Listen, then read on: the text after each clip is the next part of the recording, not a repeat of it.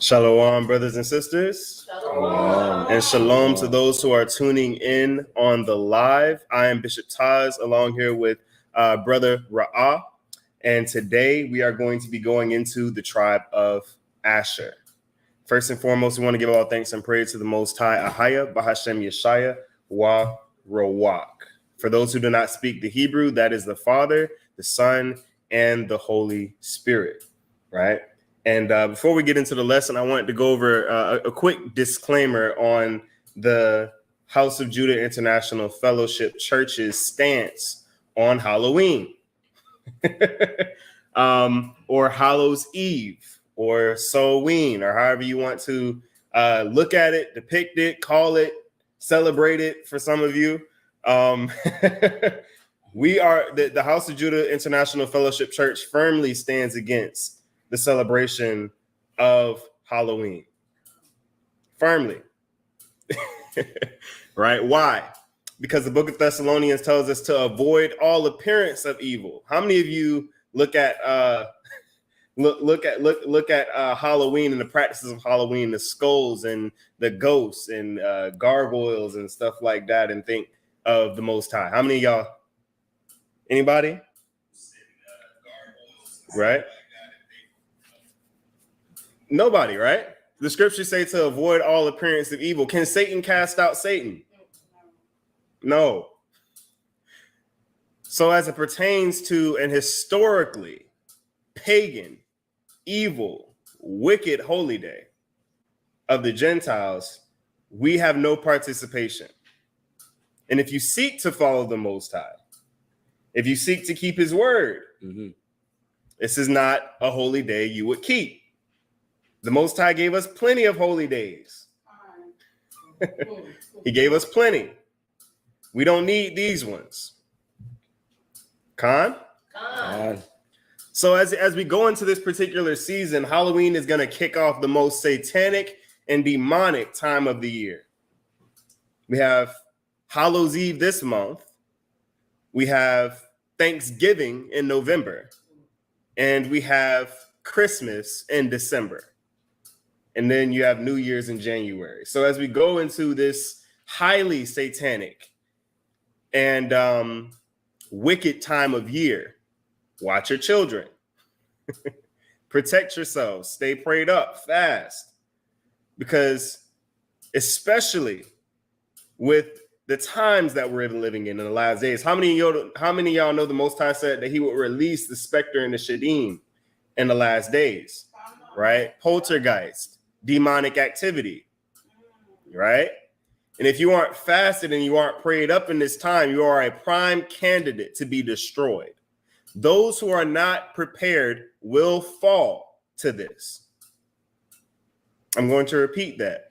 Those who are not prepared will fall. So what do? We prepare. How do you prepare? Through prayer, through fasting. Right? So in this time when there's high spiritual activity on the wicked side, we have to do the same. Now, let's get started. I'm excited for this particular lesson, the tribe of Asher. Right? Y'all ready for this one? This is one of the more academic lessons.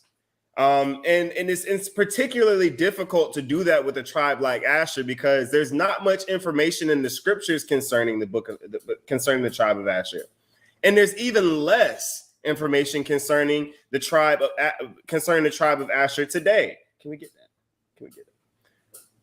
So when we're breaking down the tribe of Asher, it's going to be important that you follow closely with what we're about to go into. So everybody who's watching online, everybody that's in the room, make sure you're keyed in because there's going to be a lot of pertinent information that's dropped in the scriptures that we're going to give you.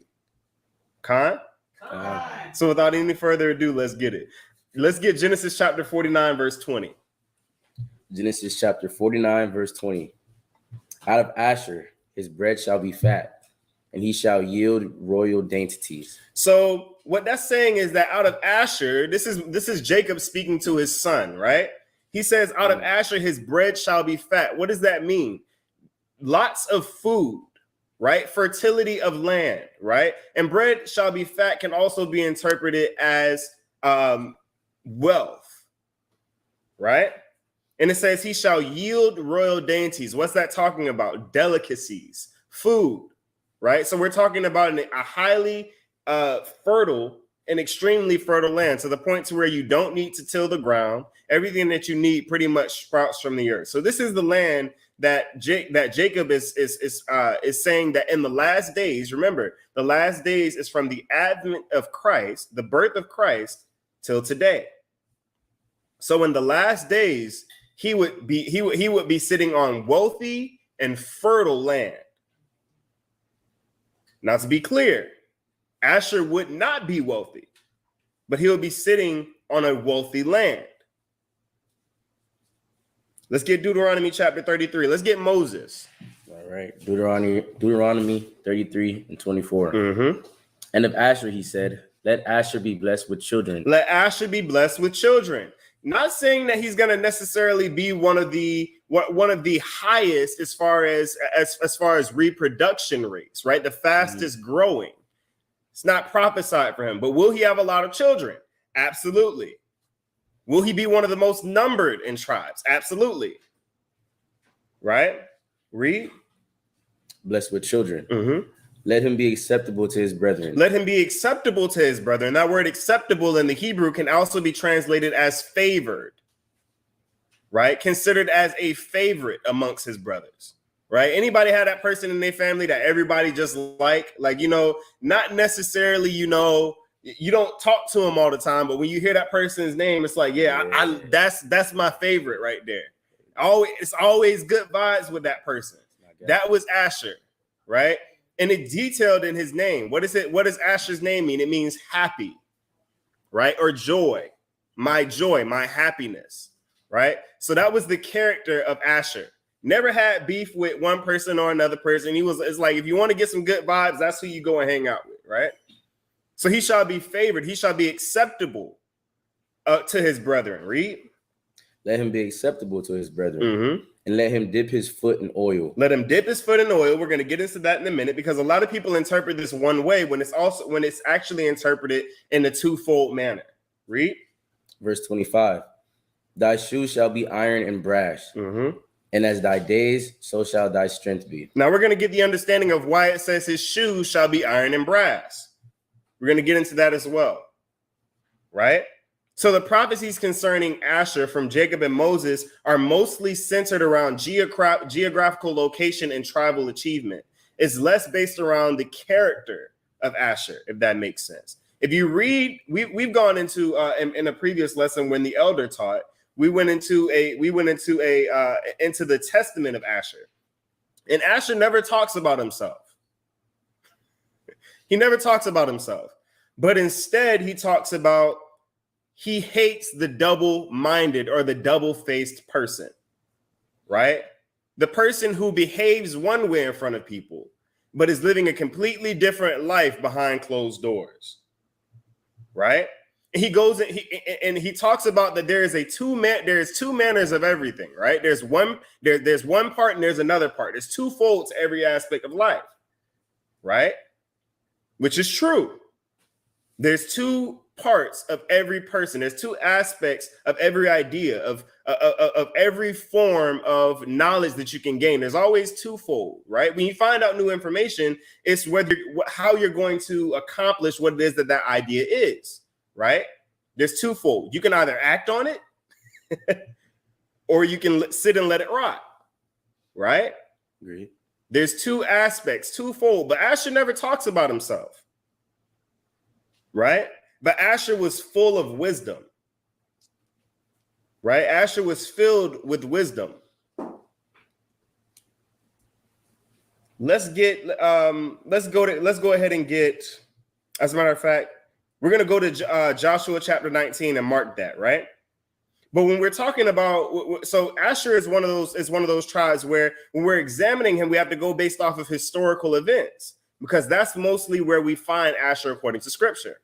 Right? There's no scripture that singularly focuses in particularly on the tribe of Asher. Right?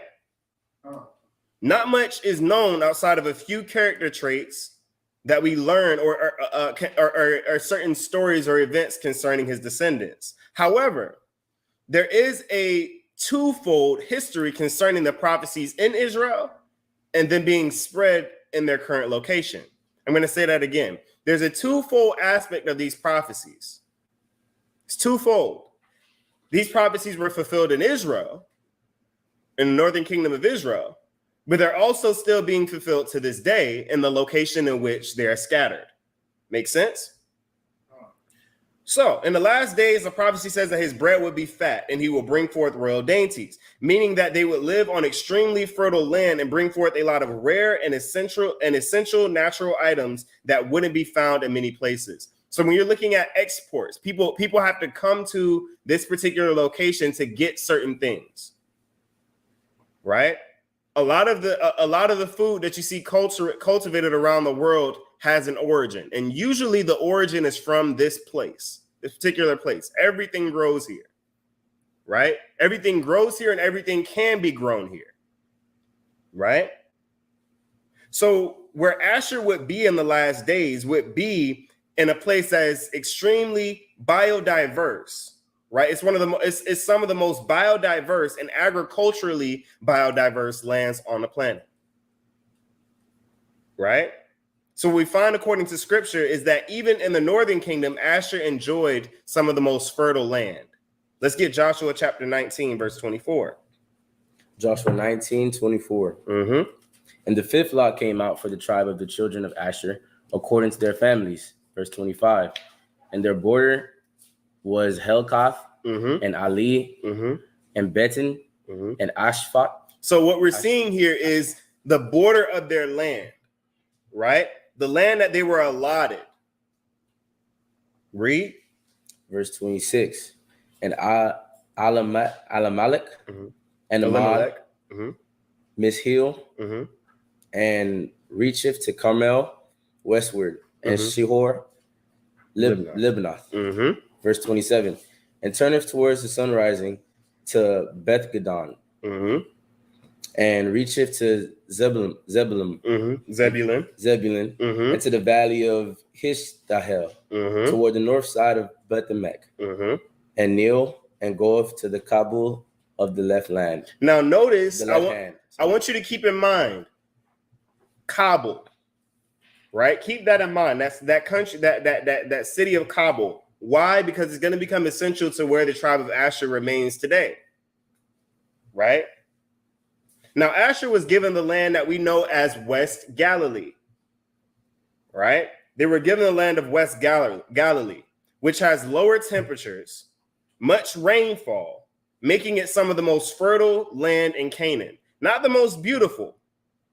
The most beautiful land was given to Naphtali, right? Which is why the scriptures say he was satisfied with favor, right? With beauty. So what we're seeing here is that the most fertile land west of Galilee was given to Asher, right? And because of the temperatures and the high rainfall, it made the land ideal for growing plants, wild plants, agriculture. And what happens when you have agriculture and crops? What also comes along? Wildlife, right? And now you have this foundation of biodiversity and agricultural biodiversity, right? Many would interpret Asher's being blessed as it being evident in the allotted land that they would receive, right? So a lot of people say, well, they're happy because of the land that they received. Well, it goes a little bit deeper than that, right? It's the character of these people. And when we examine them today, you're going to see the character of these people is evident, right? By their name. So when you talk about another indicator of the tribe of Asher is that they're being blessed with children, right?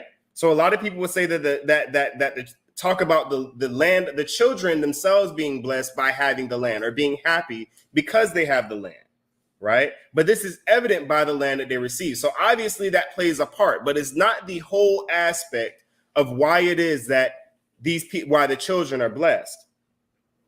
What Moses is actually saying here is that the tribe of Asher would not only have fertile land, but the men and the women would also be fertile. Right? Not that they would be the most fertile, they would be fertile. Right? One of the tribes that we're going to examine sometime in the future, we will see, is the most fertile tribe. In fact, you might see them in this next scripture. And before we move forward, when you're going back to the fertility of the land, right? They had the most fertile land in Canaan, and rich pasture, wooded hills, orchards, which made the tribe of Asher very wealthy as a nation, right? So when you have natural resources on your land, what do you do with it? You trade it, you sell it. And by doing so, what do you gain? You gain traffic, you gain wealth, right? Mm-hmm. So their land was wealthy, therefore they were wealthy. Why? Because they could use this land belonged to them, right? If a house belongs to somebody else and you're living with it and this house happens to be worth a lot, are you profiting from it, or is the person who owns the house profiting from it? Mm-hmm. But if you own that house and that house is worth a lot of money, who's profiting from it? You. So this is why Asher is wealthy. They own the house, therefore they are profiting from that house. This is going to go into, and me breaking that down, this is going to go into why it is that the tribe of Asher is not wealthy today.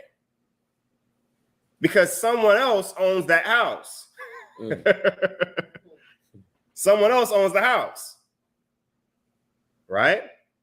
So with the combination of the rich pasture, the wooded hills, and the orchards, Asher was very wealthy as a nation, one of the most wealthy nations in the Western world, and one of the most relied upon nations in the Western world.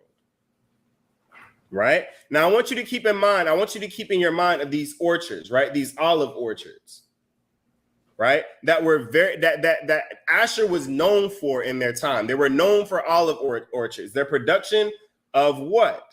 Olive oil. Right? Remember what the scriptures say, that Asher shall dip his foot in oil? It's twofold.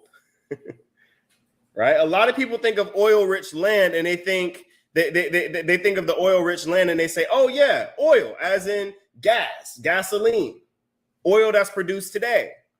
It's twofold. In the land of Israel, it happened to be olive oil that they sold at the markets in Sidon, right? And at Tyre. But let's get Numbers chapter 1, verse 40, the fertility of the people, right? Because remember, it says that they shall be what? Blessed with children, right? Let's get it. Numbers 1, verse 40. Of the children of Asher, by their generations, after their families, by the house of their fathers, according to the numbers of names, from 20 years old and upward. Now, keep in mind, this isn't numbering every single person. This isn't a population numbering. This is the number of houses, right? How many of you know that at the age of 20, a man was permitted to marry, right? So at the age of 20, these are their households. So they're not counting the households, they're counting the heads of the households. Right? Houses of their fathers. Exactly. So it's not counting all of their children. This person may have 14, 15 children. Right? So it says here, the children of Asher by their generations, after their families, by the house of their what? Of their fathers. It's not going based off of the mothers. Right? Go ahead and read. From 20 years old and upward. All that were able to go forth to war. 20 years old was also the age that you were allowed to go to war. So at 20 years old, if a man married, he had a year to bring forth a child before he went off to war. Why? Because if you turned 20, got married, went off to war right away, and you didn't have a child, now you're in a tough spot. Right? So you would get married at 20, you will have a year to have a child, and then you'll be sent away to war. These are the men that are being counted, those who can go forth into the army. 20 years old and upward, right? And this particular numbering is the numbering of the Most High, right? This is the Most High numbering the children of Asher. Go ahead and read verse 41. Verse 41. Those that were numbered of them, even the tribe of Asher, were 40 and 1,500. So 41,500 men of 20 years old and upward. That's a lot. That's a lot of men. But check out 40 years after. Let's see the census this is the first census to the second census. Let's see what this number is by the second census. Let's get Numbers chapter 26. It's 40 years later. Numbers chapter 26, verse 44. Of the children of Asher, after their families of Jimnah, and the family of the Jemanites of Jesu, and family of Jesuites, of Berea, the family of Berites. Now I want to make this clear. The Jesuits are not the same as the Jesuits we see today. A lot of people think the Jesuits. No. These aren't the same Jesuits. These are those who are percent from this who come from the sons of Jesuit. Right? Okay. The Jesuits we see today are not them. So when it says the family of the Jesuits, is not talking about the Jesuits that we know was poisoning presidents and all that kind of stuff. They're not the same ones, right? Read. Verse 45. Of the sons of Berea, of Heber, the family of Heberites, of Machiel, the family of the Machiites. Verse 46. And the name of the daughter of Asher was Sarah. These are the families of the sons of Asher according to those that were numbered of them, who were 50 and 3,400. So between the first census and the second census, that number goes from 41,500 to 53,400 men. Right? So while wandering in the wilderness, Asher was the second largest growing tribe, only to Manasseh. Remember how I said that he wasn't the fastest growing? There was one other. That one other fastest growing tribe, the fastest growing tribe was Manasseh. Right? Remember, Genesis 49 says that the vines go over the wall, right? Overflowing. Right? So the only tribe that had that grew more than the tribe of Asher in that 40-year period was the tribe of Manasseh. Right? Asher grew by 11,900 men, while Manasseh grew by 20,500. So Manasseh pretty much blew out every other tribe. The next leading one that's almost 9,000. They blew out the next closest tribe by 9,000. Right? Now, what's impressive about this, how many of you know about the positioning in the wilderness, the children of Israel's positioning in the wilderness? Right? As far as how our camp was set up. The toughest position was given to Asher. Right? So they were in one of the toughest spots as far as guarding the children of Israel, but yet they managed to still grow by the most. Them and Manasseh, right? The tribes that were in the back was Manasseh, Asher, and Dan, right? And Manasseh and Asher, with the toughest position in the camp, still managed to have the largest growing population. It's difficult to do. That's difficult to do when you're on guard all the time, right? So that just goes to show the fertility. Even in the most stressful situation possible in the camp, they still managed to grow the most and reproduce the most, right? So Asher grew by 11,900 men and Manasseh by 20,500 in a 40-year span, right? Keeping in mind that this does not include men under the age of 20, women or daughters. So you can imagine how large this tribe is compared to all the others. You ain't even gonna get into Manasseh. Manasseh just got everybody squashed, right? So even as one of the largest and fastest growing populations in Israel, Asher never established a tribal settlement. Anybody know what that means? They never had a central city system. Like, you know how you have a capital where everybody sort of lives and you have buildings and cities set up? Nah, Asher didn't live that way. They divided themselves into separate tribal settlements. It's almost like states. They had states within their country. All of them were separate from each other, right? So they lived in scattered settlements. Thus, they had many different traditions, values, priorities from one another after eventually leaving the Most High, right? So you had some scattered settlements within the country of Asher that kept the laws of the Most High. You had some that was serving this God, some that was serving that God. it was complete chaos, right? There wasn't any particular unity amongst that land. Now, did they have elders when they were under the Most High? They had elders that would convene at that time amongst the tribe of Asher, but they were scattered. They were scattered. They didn't live amongst each other the same way that the other tribes did, per se. Right? This had a lot to do, the way that they set it up had a lot to do with their disobedience concerning the Canaanites on the land. How many of you know when we were supposed to go into the children of Israel, we were to wipe everyone out? The Canaanites. When we went into the land of Canaan, we were to wipe everybody out, leaving no person, leaving nothing. Right? There were some tribes that chose not to. Let's get Judges chapter 1, verse 31. Judges chapter 1, verse 31. Mm-hmm.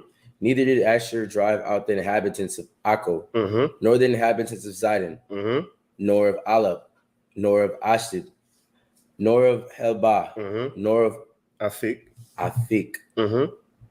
Sorry, it just my read just stopped. You got it?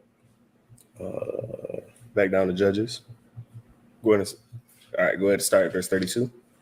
Okay, verse 32. Mm-hmm. But the Asherites dwell among the Canaanites, the inhabitants of the land, nor they did not drive them out. So the tribe of Asher left small parts of Tyre, namely, how many of you know what have you to do with me, O Tyre and Zidon, and all the coast of Palestine, right? Mm-hmm. The tribe of Asher decided not to completely wipe these people out. Why? Why would they do that? Keep in mind what Zidon was at the time. Remember, we went over this in the lesson on the tribe of Zebulun. They were one of the largest maritime trading ports in the world, the number one. If you wanted to trade, you went to Zidon, right? This is part of the reason they did not wipe them out. They didn't move them, right? So these particular states that they left of the Canaanites were independently run by the Phoenicians, right? So there was still Phonetic or Canaanite rulership in the land of Asher, running their city-states independently, right? So with the blessings that Asher was given, being that they lived in West Galilee, it is their relationship with the Phoenicians that would cause for the tribe to become extremely wealthy. Make sense?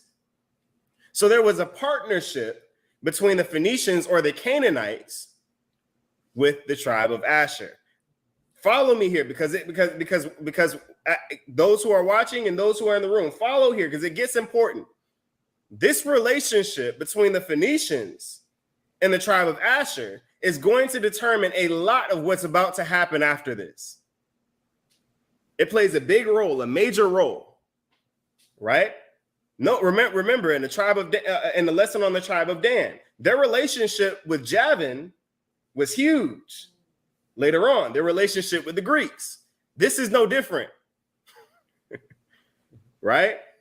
So this was the perfect team up in a way, or collaboration.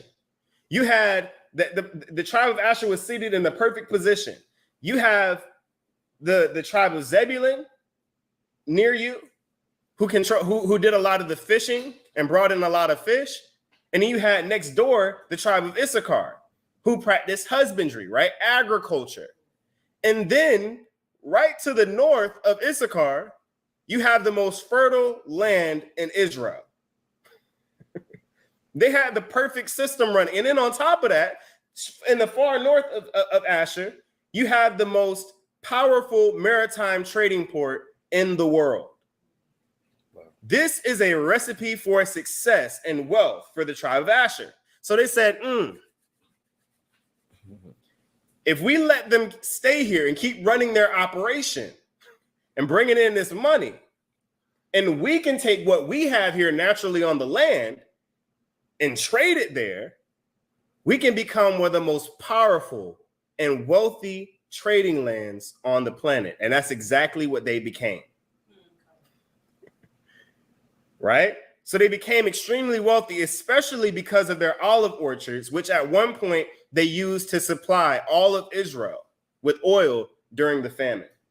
There was a famine in Israel, and Asher had enough to supply all of the land of Israel, north and south. Wow. That's power, right? Now, what's interesting with all of this power, Asher never tried to take control. Interesting, right? You would think a nation with so much power, with so much strategic advantage, you're sitting at the perfect spot in the land of Israel. Everything for your land is perfect, but they never once tried to come against Judah.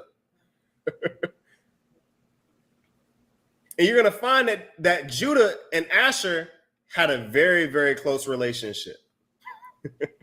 The tribe of Judah and the tribe of Asher had a very, very close relationship. Right? They were the tribe of Asher were the leaders of the olive oil trade in Canaan. He shall dip his foot in oil. Right? Remember, these prophecies are twofold. They go for what they were dealing with in the land of Asher and ancient Israel, and they also go for where they are today. It's twofold. However, it is their relationship with the Phoenicians and trade and wealth that would keep them from participating in the coalition against Jabin, the king of Hazor, who oppressed the northern kingdom of Israel severely for 20 years. So the tribe of Asher chose their own personal agreements, their own personal deals that they made, right? They chose their finances, their wealth, their trade over their people. Wow. Right? Now, keep in mind, this is only a one-time occurrence. This wasn't something that happened often. It's not like they were continuously neglecting the children of Israel. In fact, they were one of the biggest helpers of the children of Israel. Right? Let's get Judges chapter 5, verse 17. Judges 5:17. Gilead abode beyond Jordan. And why did Dan remain in ships? And why did Dan remain in ships? Y'all remember this scripture, right? Y'all remember the scripture from the lesson on Dan, right? This gave us a clue as to where Dan was. This is telling us what Asher was dealing with at this time. So it says, Asher continued on the seashore and abode in his breaches, right? He stayed on land. He stayed in the port. He stayed home, right? So Gad was beyond Jordan. Dan remained in ships. Asher continued on the seashore. He stayed home. What did Zebulun and Naphtali do? Read. Verse 18. Zebulun and Naphtali were people that jeopardized their lives into the death in the high places of the field. So they gave as many men as they could towards this battle. Read. Verse 19. The kings came and fought the kings of Canaan. Who are the kings? Judah. Even Judah came and assisted in this battle, even though the southern kingdom had nothing to do with what was going on in the northern kingdom. Even Judah came to help. Read. In Taak, by the waters of Megiddo, Megiddo, they took no gain of the money. They took no gain of the money. They did it for free. They have to say, you know what? I'm gonna need travel expenses, and I'm gonna need about 30% of what you get from these people. Nah, they say, you know what? If they came at you, they came at us. Why it took 20 years? Who knows? That's right. But the coalition that was led by none other than Barak from the tribe of Naphtali and the prophetess Deborah from the tribe of Ephraim, right? So they led this coalition against Jabin, right? Jabin was a Canaanite or a Phoenician king who oppressed the northern kingdom of Israel for 20 years. See, Asher didn't get the brunt of this, particular attack. Why? Because they had a partnership, an agreement. We're going to see that this agreement has an effect on their scattering as well. Asher is one of the only tribes that wasn't completely evicted or expunged from their land because of their agreement with the Phoenicians, right? So Deborah writes of the different tribes' participation in the battles and states that Gad was east of the Jordan River. He was too far away, right? Where they're going to be fighting this battle, Gad was too far to travel to come help. And we all know what Gad was about. If they brought Gad, they probably wouldn't have needed Judah or Asher. Right? But she said Gad was too far away. He was beyond the Jordan River. He couldn't get here in time. Gad was away on ships with Jabin. He was away doing whatever he does. Right? And Asher simply chose not to battle, even though they were close, but instead continued to conduct business and trade with the Phoenician enemies, although the war was close to home. They chose their partnerships and agreements over the children of Israel. They said, man, if we go and fight Jabin, then they might stop trading with us. Wow. Right? However, I want to make this clear. Asher is not to be confused with Dan. They did not completely neglect the children of Israel. Dan just neglected everything. He wasn't home at all. Asher was one of Judah's closest nations and allies. Right? And they came to defense, and they came to the defense of Judah many times and often went above and beyond. Right? There was a close partnership between the land of Asher and the land between the land of the Asherites and the tribe of Judah, the Judeans. Right? They fought many battles with Israel throughout history, such as the Midianite oppression and the entering of Gideon and the 300. How many of you know about Gideon and the 300? Yes. It's legendary, right? Yes.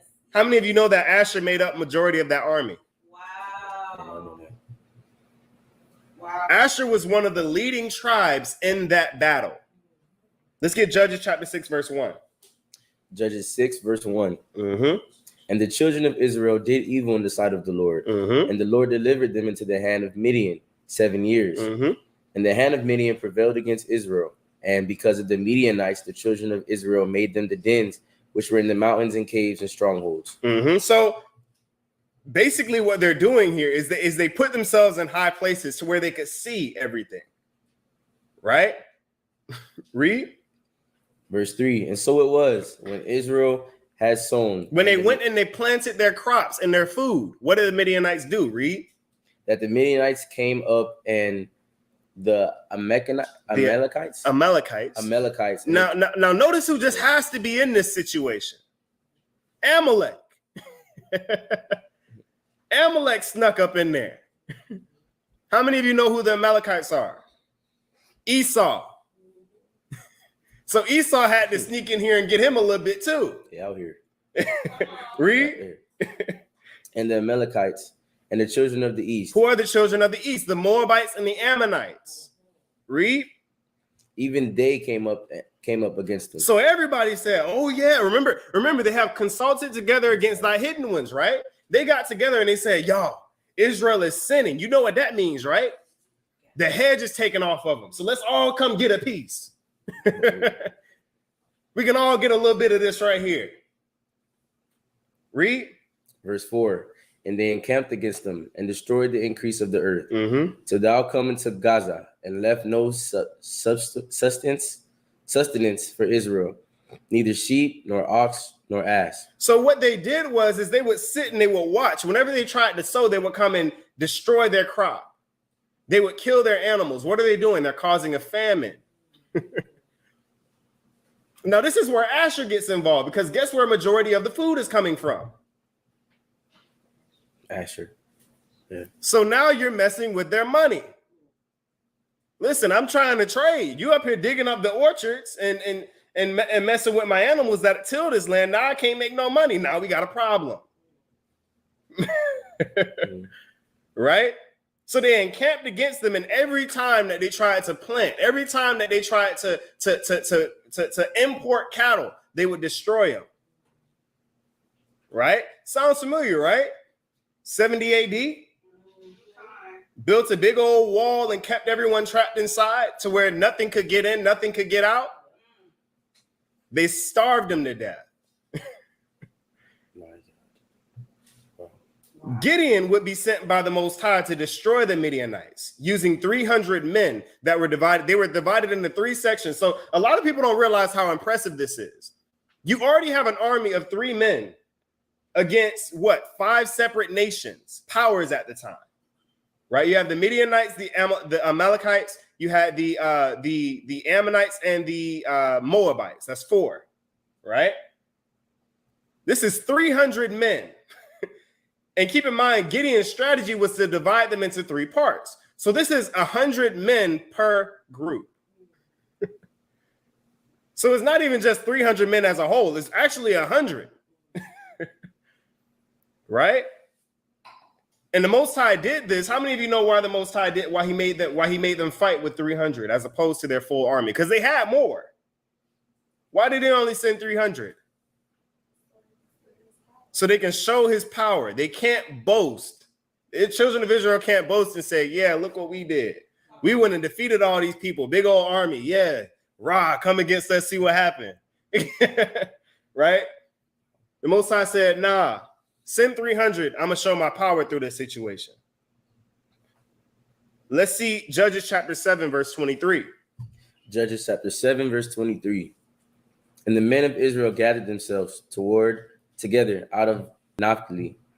And Naphtali. Out of Naphtali. Now keep in mind, Naphtali is next door to Asher. Right? Read. Together out of Naphtali and out of Asher and out of all Manasseh, and pursued after the Midianites. So these are 3 tribes. These are the 3 tribes that participated in this battle. You had the tribe of Naphtali, the tribe of Asher, and the tribe of Manasseh. All out of Asher, all out of Manasseh. So keep in mind, Manasseh has the largest population in Israel. They have the largest population in Israel. All of them came out to fight. All of them came out to fight, but the Most High said, "No, I only need 300." 24. Go ahead and read verse 24. Verse 24. And Gideon sent messengers throughout all Mount Ephraim, saying, "Come down against the Midianites and take before them the waters until Bethbarah and Jordan." Then all the men of Ephraim gathered themselves together and took the water until Bethbarah and Jordan. So they came in. The Most High said, "Okay, it's time to fight." And they went and they took all of the land all the way down over to Jordan, right? Over near where the land or Gilead or Gad is. So they pretty much swept all of all these 300 warriors. Swept from the land of Asher and Naphtali all the way down through the northern kingdom of Israel over to Gad. It is impressive, right? So the tribe of Asher was one of the tribes at the forefront of the battles with Gideon against the Midianites for the northern kingdom of Israel. However, many may argue that their participation was because of their decline in the decline of their economy due to the Midianites killing their cattle and crops. Right? So many will say, well, they had ulterior motive. Right? So it was affecting their trade and wealth. So they said, dang, you're messing with my money here. Of course I'll fight with right? This is a fair argument. But this is not the only time that Asher would provide a big assist for the nation, as they played key roles in the unified land of Israel under David and Saul. How many of you know that there was a battle in the exchange of the kingdom from Saul to David? They had to fight because Saul wasn't trying to come off it. Guess who was at the forefront of that battle? To fight with David. Let's get 1 Chronicles chapter 12, verse 36.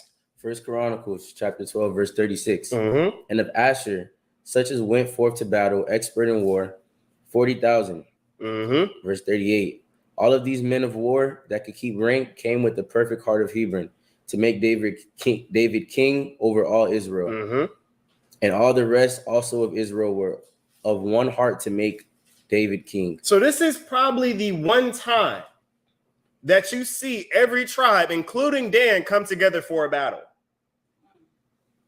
And if you read, I suggest that you go back and read this scripture because it's actually a beautiful occurrence. When all the tribes get there, Naphtali and Asher, they came with the grub, right? So they had all the food and everything. They had the animals and everything. And they pretty much just sat with the tribe of Judah before this battle and they feasted.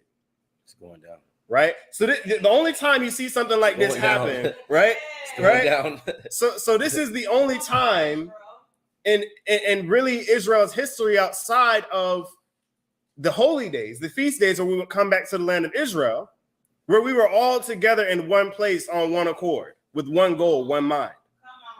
Right? So all of Israel were, now keep in mind, it says all the rest of also of Israel were of one heart to make David king. Right? That's the spirit that the Most High put on all of them. He said, you know what? David is your king. So all of these nations came together, and all these tribes came together, and they said, all right, Saul don't want to give it up. I'll send 40. I'll send 40. Zebulun is the only one who sent more. Asher sent 40,000 men. Zebulun sent 50,000. They say, you know what? I'll send 40. let's get this kingdom handed over to David. It's a beautiful occurrence. They came together. Not you can imagine it. Imagine that everybody's there. You see Naphtali and Asher coming in with all these men with the food ready to eat. Come on now. Right? It's a beautiful thing, right? So their the tribe of Zebulun constituted a third of David's army. 1/3 of David's army was Asherites. Wow. So their support of this battle was pivotal for David and his army. 1/3. Right? Let's get 2 Chronicles chapter 30, verse 1. 2 Chronicles chapter 30, verse 1. Mm-hmm. And Hezekiah sent to all Israel and Judah and wrote letters also to Ephraim and Manasseh that they should come to the house of the Lord at Jerusalem. Now, many would have the question of why, what was Asher's close relationship to the tribe of Judah? Well, David's best friend was from the tribe of Asher. One of his close friends was from the tribe of Asher, right? And then on top of that, Solomon's son, David's son Solomon, and David's friend's son, Solomon appointed him as the officer over the tribe of Asher. Wow. So they had a close relationship already. Now, for the sad part, Solomon sold 20 cities of the tribe of Asher to the Canaanites, Wow. to the Gentiles, for craftsmen to build his temple, Wow. which fractured the relationship between the tribe of Asher and the tribe of Judah. So ultimately, when the nation split, the tribe of Asher split with them. So you see how that happened? So Solomon did quite a bit in his term. He did quite a bit in his term as king. Right? That was the close relationship that they had. Go ahead and read. To keep to the house of the Lord at Jerusalem, to keep the Passover unto the Lord God of Israel. Verse 10.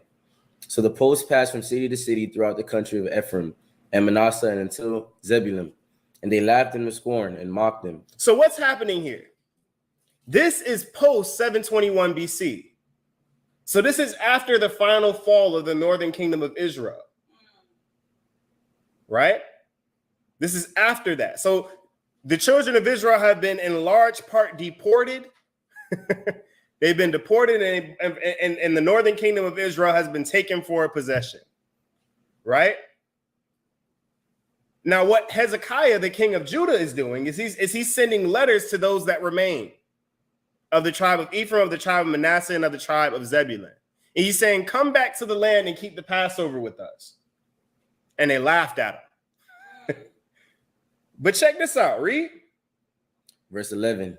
Nevertheless, divers of Asher and Manasseh and of Zebulun humbled themselves and came to Jerusalem. But there were small parts of Asher, Manasseh, and Zebulun that humbled themselves, right? Keep in mind, the children of Israel had fallen to sin long before this. They had already been destroyed, but these particular sects decided to humble themselves and come back and serve the Most High power, right? Read. Verse 12. Also in Judah, the hand of God was to give them one heart to do the commandment of the king and of the princes by the word of the Lord. Verse 13. And there assembled at Jerusalem much people to keep the feast of unleavened bread in the 2nd month, and a very great congregation. So this is probably one of the final times we read in scripture of the children of Israel coming back to the land, right? The northern kingdom of Israel coming back to the land. Did it stop? Absolutely not. Are there still populations of the tribe of Asher, Manasseh, and Zebulun still in the Western world today? Absolutely. It is their relationship. Now, first of all, the tribe of Manasseh was much too large to wholly be deported. Number one. So many were left in the land of Manasseh to keep the land, used as slaves. Those who weren't deported were used as slaves. Now, the tribe of Asher were deported as well, but it's because of their relationship and their knowledge of the land and their wealth that many of them weren't deported. So there was still a great population of Asher left in the land of Asher after 721 BC. Same goes for the tribe of Zebulun. Right? Interesting, right? So that means to this day, we can look in the Middle East and find the tribe of Asher there. Find the tribe of Manasseh. Anybody heard of the B'nai Menashe? Right? A lot of people are saying, oh, they aren't Israelites. Those people calling themselves Manasseh in the Middle East. Oh, we're going to get into that when we get into the tribe of Manasseh as well. Right?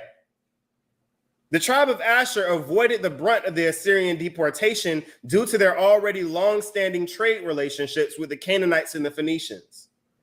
Right?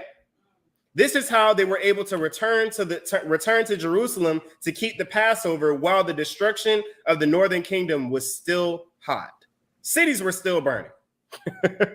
People were still being deported, and they were able to return from the northern kingdom to the southern kingdom to keep the Passover.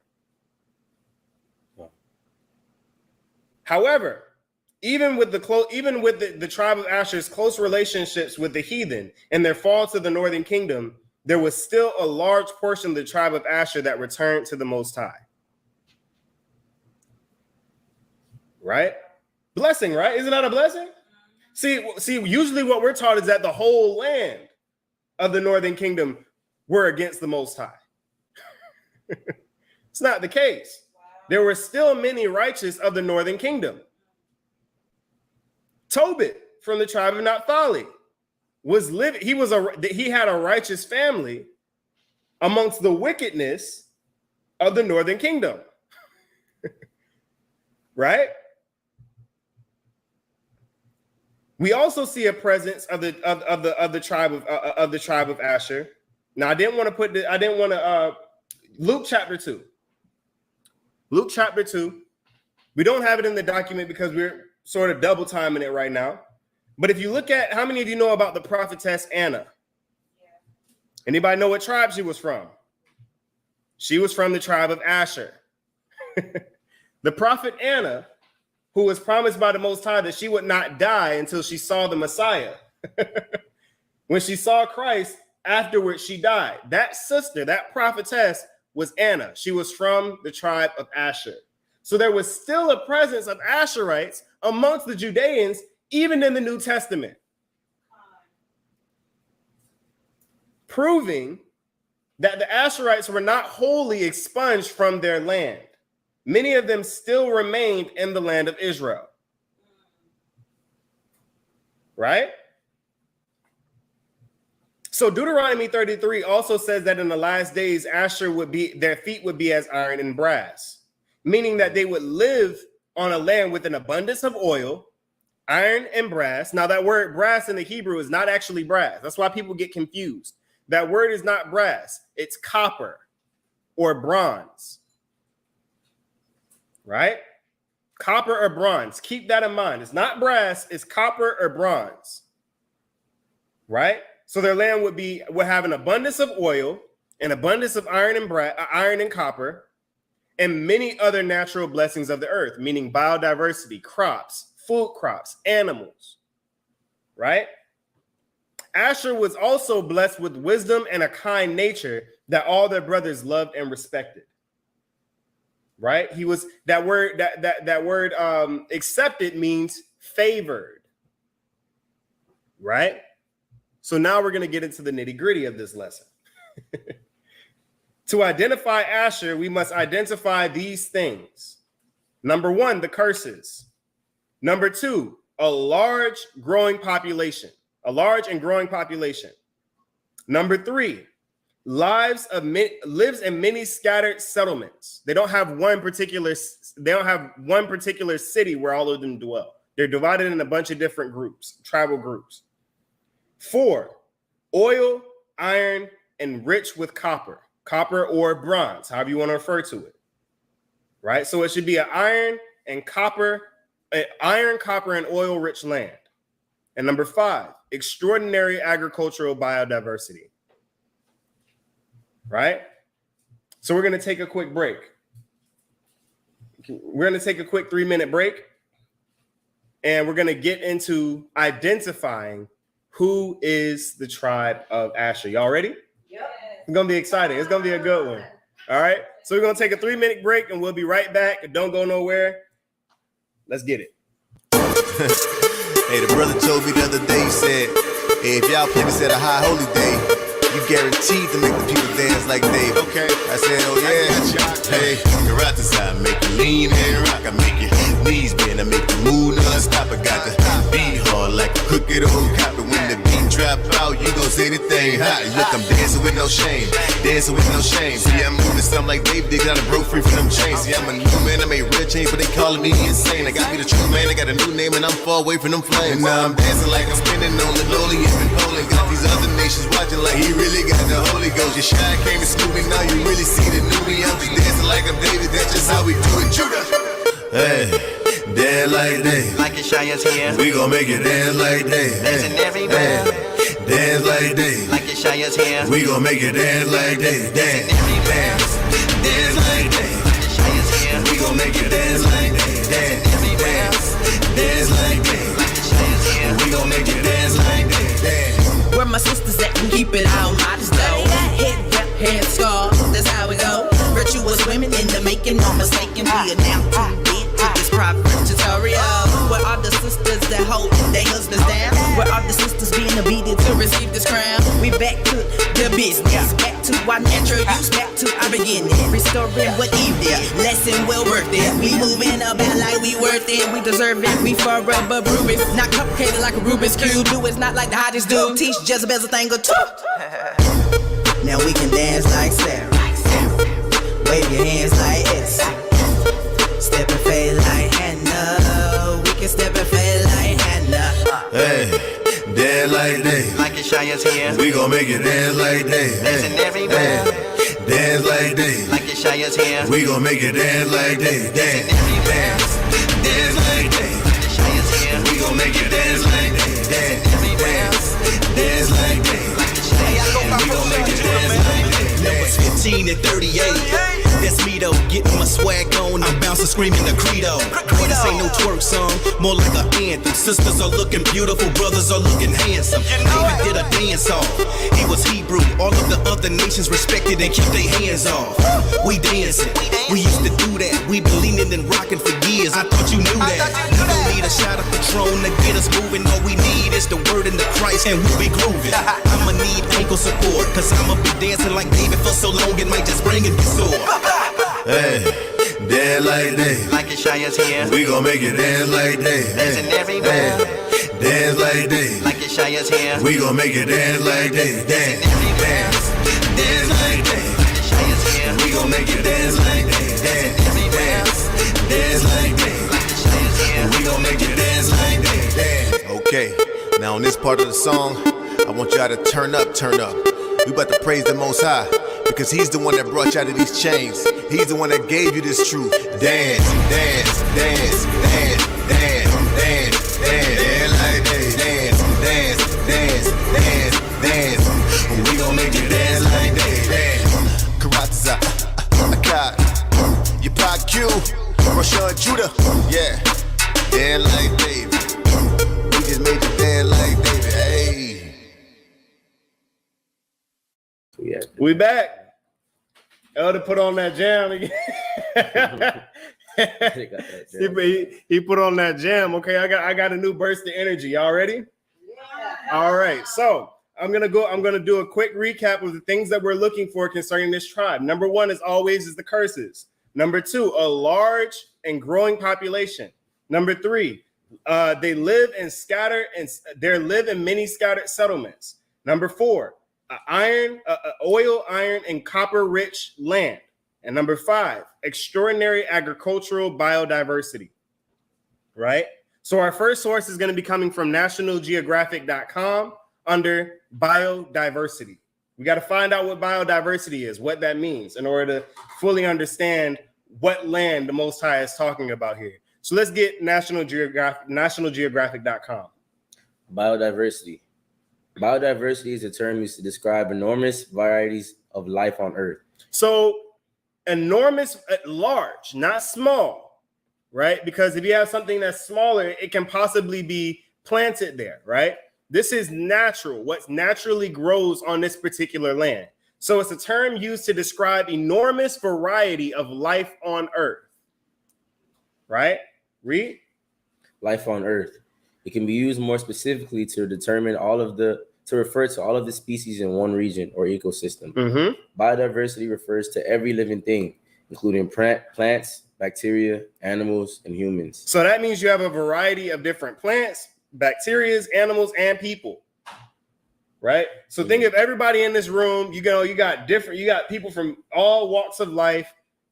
Imagine us as plants. That's biodiversity.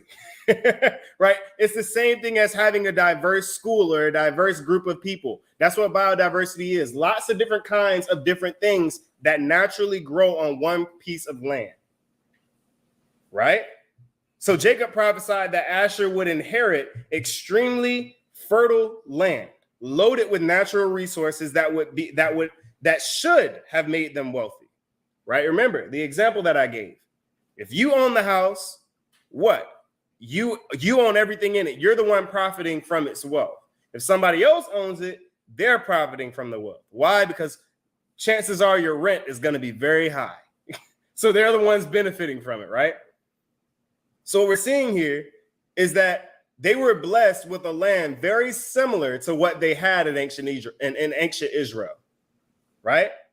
Their land would bring forth a variety of crops, plants, and savory foods known as delicacies. Remember what the scripture said, right? It says that they shall bring forth royal dainties. That word royal dainties means delicacies, foods that you can't find anywhere else. And for a time, majority of foods that you can't find anywhere else originated in this particular land. Now you can find them everywhere because they were taken and they were planted in other places, right? So Jacob here in Genesis 49 describes what we know as biodiversity, right? So Asher's land in the last days would be amongst the most agriculturally diverse places on the planet. And the most diverse continent in the world is America. The most biodiverse continent on the planet is America. Namely, South America. South America is the most biodiverse place on the planet Earth. In case you don't believe me, let's get activesustainability.com. Again, that is activesustainability.com. And the article that we're about to look at is called Top 10 Countries and Biodiversity. Again, activesustainability.com, Top 10 Countries and Biodiversity. Let's go ahead and get that. America is the continent that has the most countries rich in biodiversity. Read that again. America is the continent that has the most countries rich in biodiversity. Read. Brazil. Where is Colombia. Brazil at?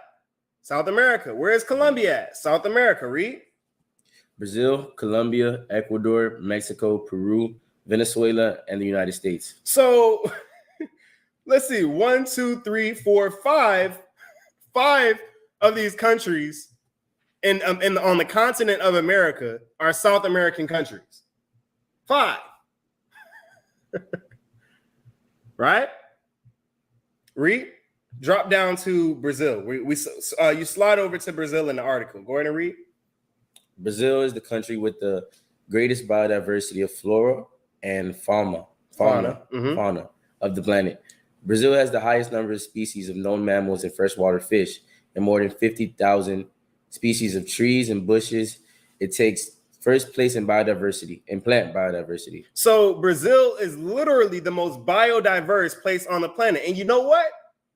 All of Brazil still hasn't been discovered yet. There are still parts of Brazil that have yet to have anybody go. Why?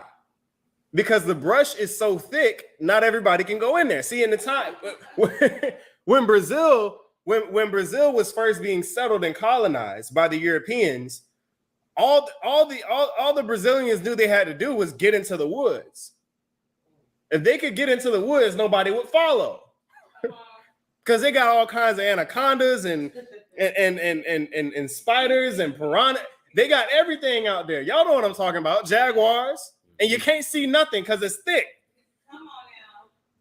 Believe me, I know what I'm talking about. I have a lot of friends that live in Brazil and that are in Brazil to this day. And they told me about it. There's nothing to mess with over there. If you could get into the woods, you're scot-free. And it was the same way. It was the same way in Panama before they tore down everything to build the Panama Canal. They would send the natives in there and say, yeah, go in there, map it, and come back. And they would go in there and they would not come back. Right?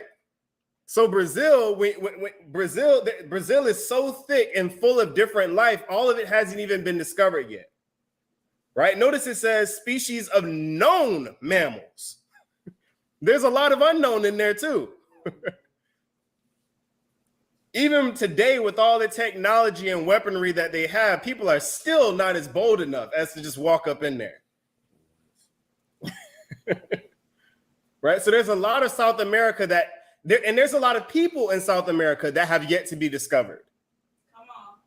There's still a lot of Brazilian tribes, Amazonian tribes in those areas that have yet to be found. Right? Read. Mm-hmm. Okay. While South America is the most source, even so, right here. Mm-hmm. Okay.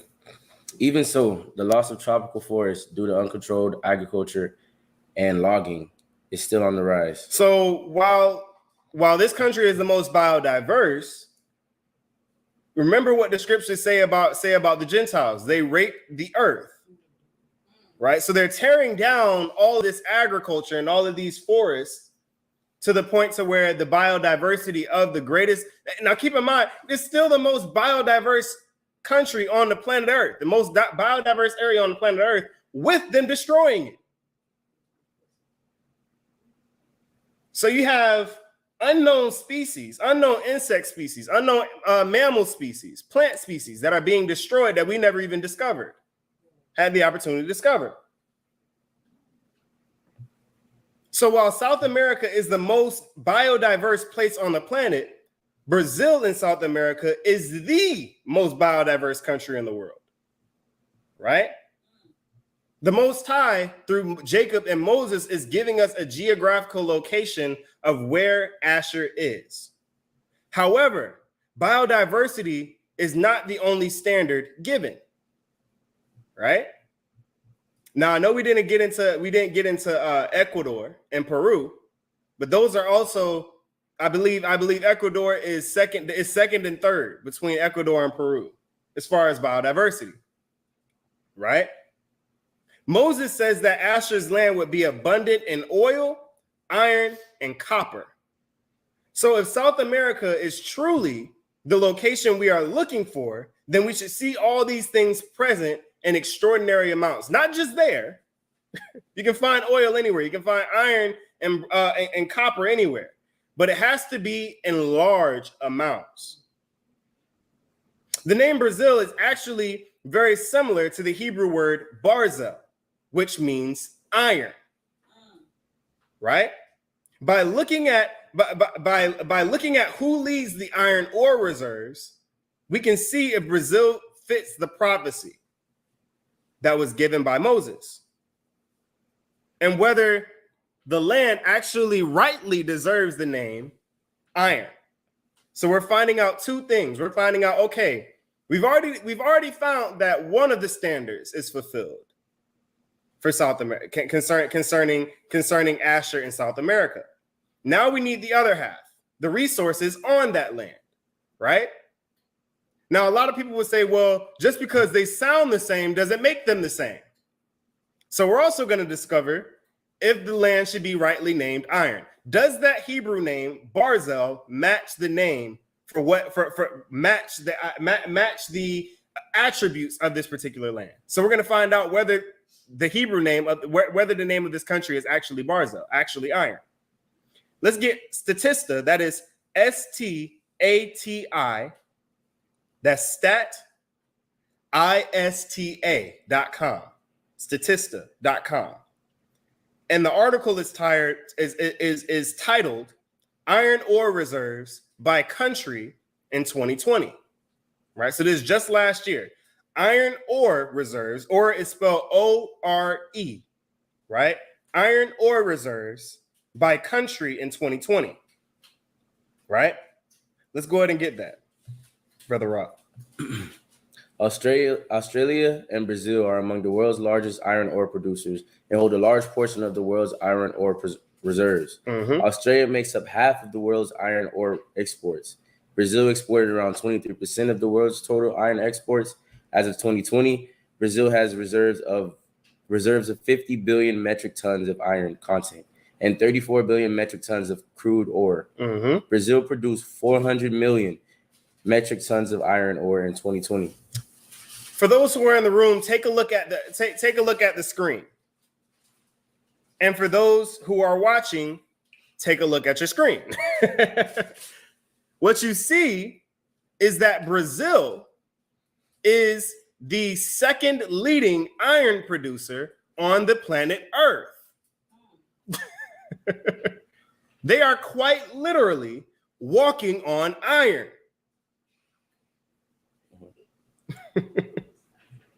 Quite literally. Take a look at that again. The only one who produces more iron than Brazil is Australia.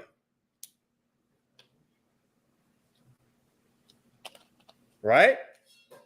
Now let's go back over this source one more time. Brazil exported around 23%. Go ahead and read that again. Brazil exported around 23% of the world's total iron exports. So there is a 1/4 chance that the iron that you have came from Brazil. Read. As of 2020, Brazil had reserves of 15 million metric tons of iron content and 15 billion metric tons. Read. And 34 billion metric tons of crude ore. Brazil produced 400 million metric tons of iron ore in 2020. 400 million metric tons of iron ore in 2020. So I'll ask you, is Brazil rightly named iron? So yes, the correct name. So yes, that Hebrew name Barzel is in fact the name of Brazil. Brazil is a Hebrew name. Right? Now, iron isn't the only standard. We were also told copper and bronze, or copper/bronze. Copper and bronze are really the same thing. Right? So not only does Brazil fit the prophecy concerning iron, but it also proves that the name Brazil is in fact a Hebrew name. Right? Because a lot of people sort of throw that out there. Yeah, Barzel and Brazil, but they never actually prove it. Prove that the name is actually Hebrew. So I saw that and I was like, you know what? We have to touch on that. Right?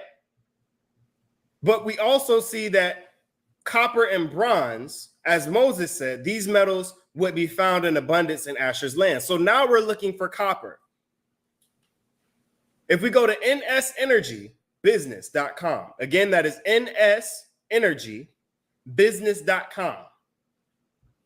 And the title of the article is Top 5 Copper Mining Countries in the World by 2020 Production. Again, that is Top 5 Copper Mining Countries in the country by 2020 Production. Go ahead and read that. Make sure you restate the source. Okay, nsenergybusiness.com. Top 5 copper mining countries in the world by 2020 production. Mm-hmm. Chile is the clear leader among the world's largest copper producing countries. It's the clear leader. Read. With 5.7 million tons of metal mined in 2020. Mm-hmm. The South American country is home to the biggest copper reserves worldwide, estimated at around 200 million tons by the U.S. Geological Survey. Mining operations in Peru produced 2.2 million tons of copper in 2020, a small decrease on the previous year. So Chile and Peru are the two largest copper mining countries in the world. Wow.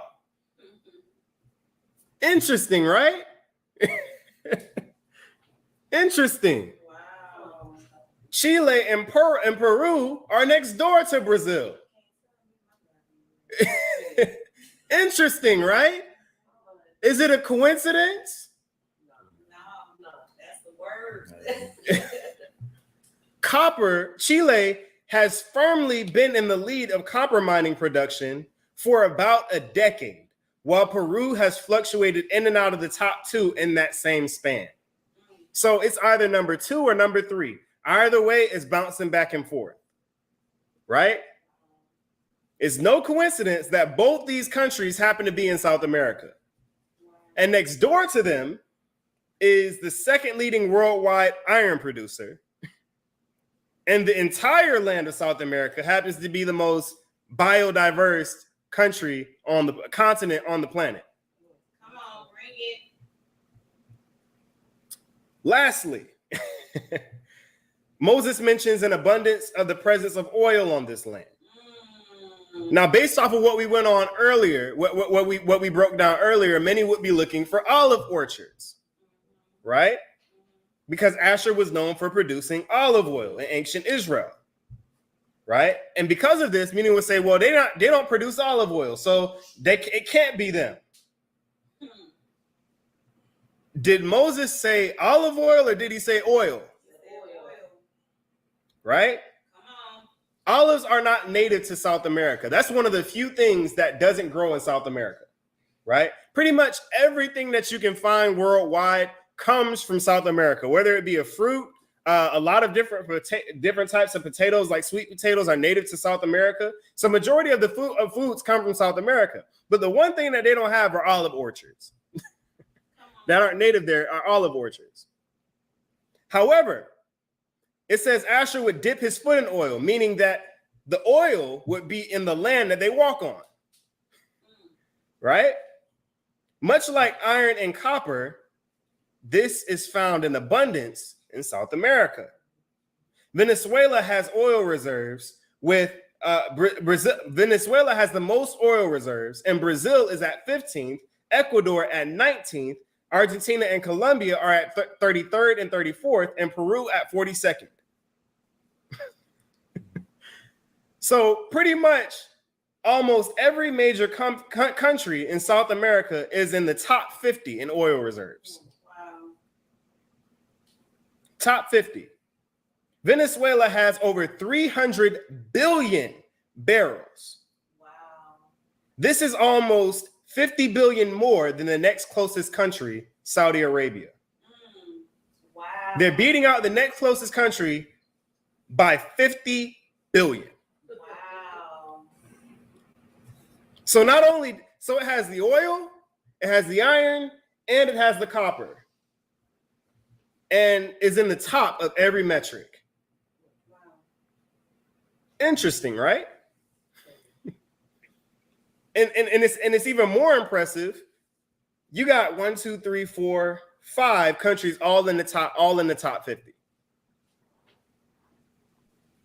Right, so the oil is there. There was even I have to find the video. The elder and I looked at this like six years ago, and the Venezuelans were taking them through the land, and they saw like a river of black, and he saw somebody like scooping it up with a bowl, scooping it out with like a big old bowl, and they're like, "Is that oil?" And they're like, "Yeah, we just use it to plaster." What? They were using oil, which is probably the most, if you're in the oil mining, you make a lot of money. And they're taking this stuff to seal up houses and boats. Wow. This is how much oil they had. It was just sitting there. He was like, is that oil? And they're like, yeah, you see them with like the little sand, you know, the buckets that you have in the sandbox, they're just scooping it out. Wow. Right? This is how abundant with oil that land is. Now, it comes down to this. This is the question. With all these natural resources, with all this crop, plant, animals, raw and natural materials, why aren't these people wealthy like they were in the land of Israel? Because the land, the house, no longer belongs to them. Come on. The house is no longer theirs. So they're being taken advantage of. Used to harvest. How many of you guys know that cotton also grows in South America? American slavery of Africans, that form of slavery started in South America. South American slavery was used as a template for American slavery, what we know as the slavery that was inflicted upon the tribe of Judah in North America. So the lynching, the whipping, the Catholicism, they endured nearly, and keep in mind, Portugal was known, Brazil is owned by Portugal, is known for having the most brutal form of slavery on planet Earth. Let me make that clear. Wow. What the tribe of Judah and the tribe of Asher and the Brazilians, what they were going through in Brazil was something way different than what we're enduring here in North America. Much worse. It was much worse. And that would make sense because guess where the largest population of the tribe of Judah still dwells? Brazil. There's more of the tribe of Judah. There's more black people in Brazil than there are in the U.S. Shock. So we endured a captivity with these people, not just in Brazil, but in Peru, in Chile, in Bolivia, in Ecuador. We endured the same exact curses with these people, yet we deny them. Come on. In fact, it was the natives of Brazil, of Peru, of Chile, of Ecuador that were the ones liberating black people from slavery because they were the ones who knew the land. They were taking people out and taking them into the wilderness the same way that they were running away, escaping. So they were liberating us. Right? So now that we've confirmed that South America is the land that Jacob and Moses saw the tribe of Asher living on in the last days, now we must examine the South American Indians to see whether the people match the identity of the tribe of Asher. So we confirmed the land. Now we have to confirm the people. Let's get The Hope of Israel. The Hope of Israel by Manasseh ben Israel. Page 112. Go ahead and make sure you repeat that source. The Hope of Israel by Manasseh ben Israel, page 112. Tuwada. I shall speak somewhat in this discourse of the divers opinions which have been, and shall declare in what countries it is thought the 10 tribes are: Hispaniola, the island of Cuba, the continent of America, Panama, New Spain, and Peru. Panama, New Spain, and Peru. So Peru is one of the main areas that are mentioned when he's describing the identity of the 10 tribes in America, in the Western world. Peru, Ecuador, and Bolivia, as well as Chile, were home to what empire in Mesoamerica? The Incas, right? You got the Inca, you got the Mayan, and you have the Aztec. And as we went over, now a lot of these sources I didn't want to rehash because we've gone over them twice in Zebulun and in Issachar. So if you don't know a lot of the information concerning the trade and the markets that was happening between those 3 tribes, after you're finished here, go and check out those 2 lessons, right? So a lot of when you think about Cusco, how many of you guys know about the city of Cusco, the city on top of a mountain, right? That wasn't built. That wasn't built by the Incas. That was built by giants. The same people who constructed the pyramids in Mexico and throughout Central America. So they did not construct Cusco. That was constructed by the giants. Why do you think that they put it on top of a mountain? To avoid the flood waters, right? Wow. The same thing that a lot of the giants attempted to do during the flood. We studied during the lesson on Issachar and on Zebulun that the pyramids were built to be a refuge in case there was another flood.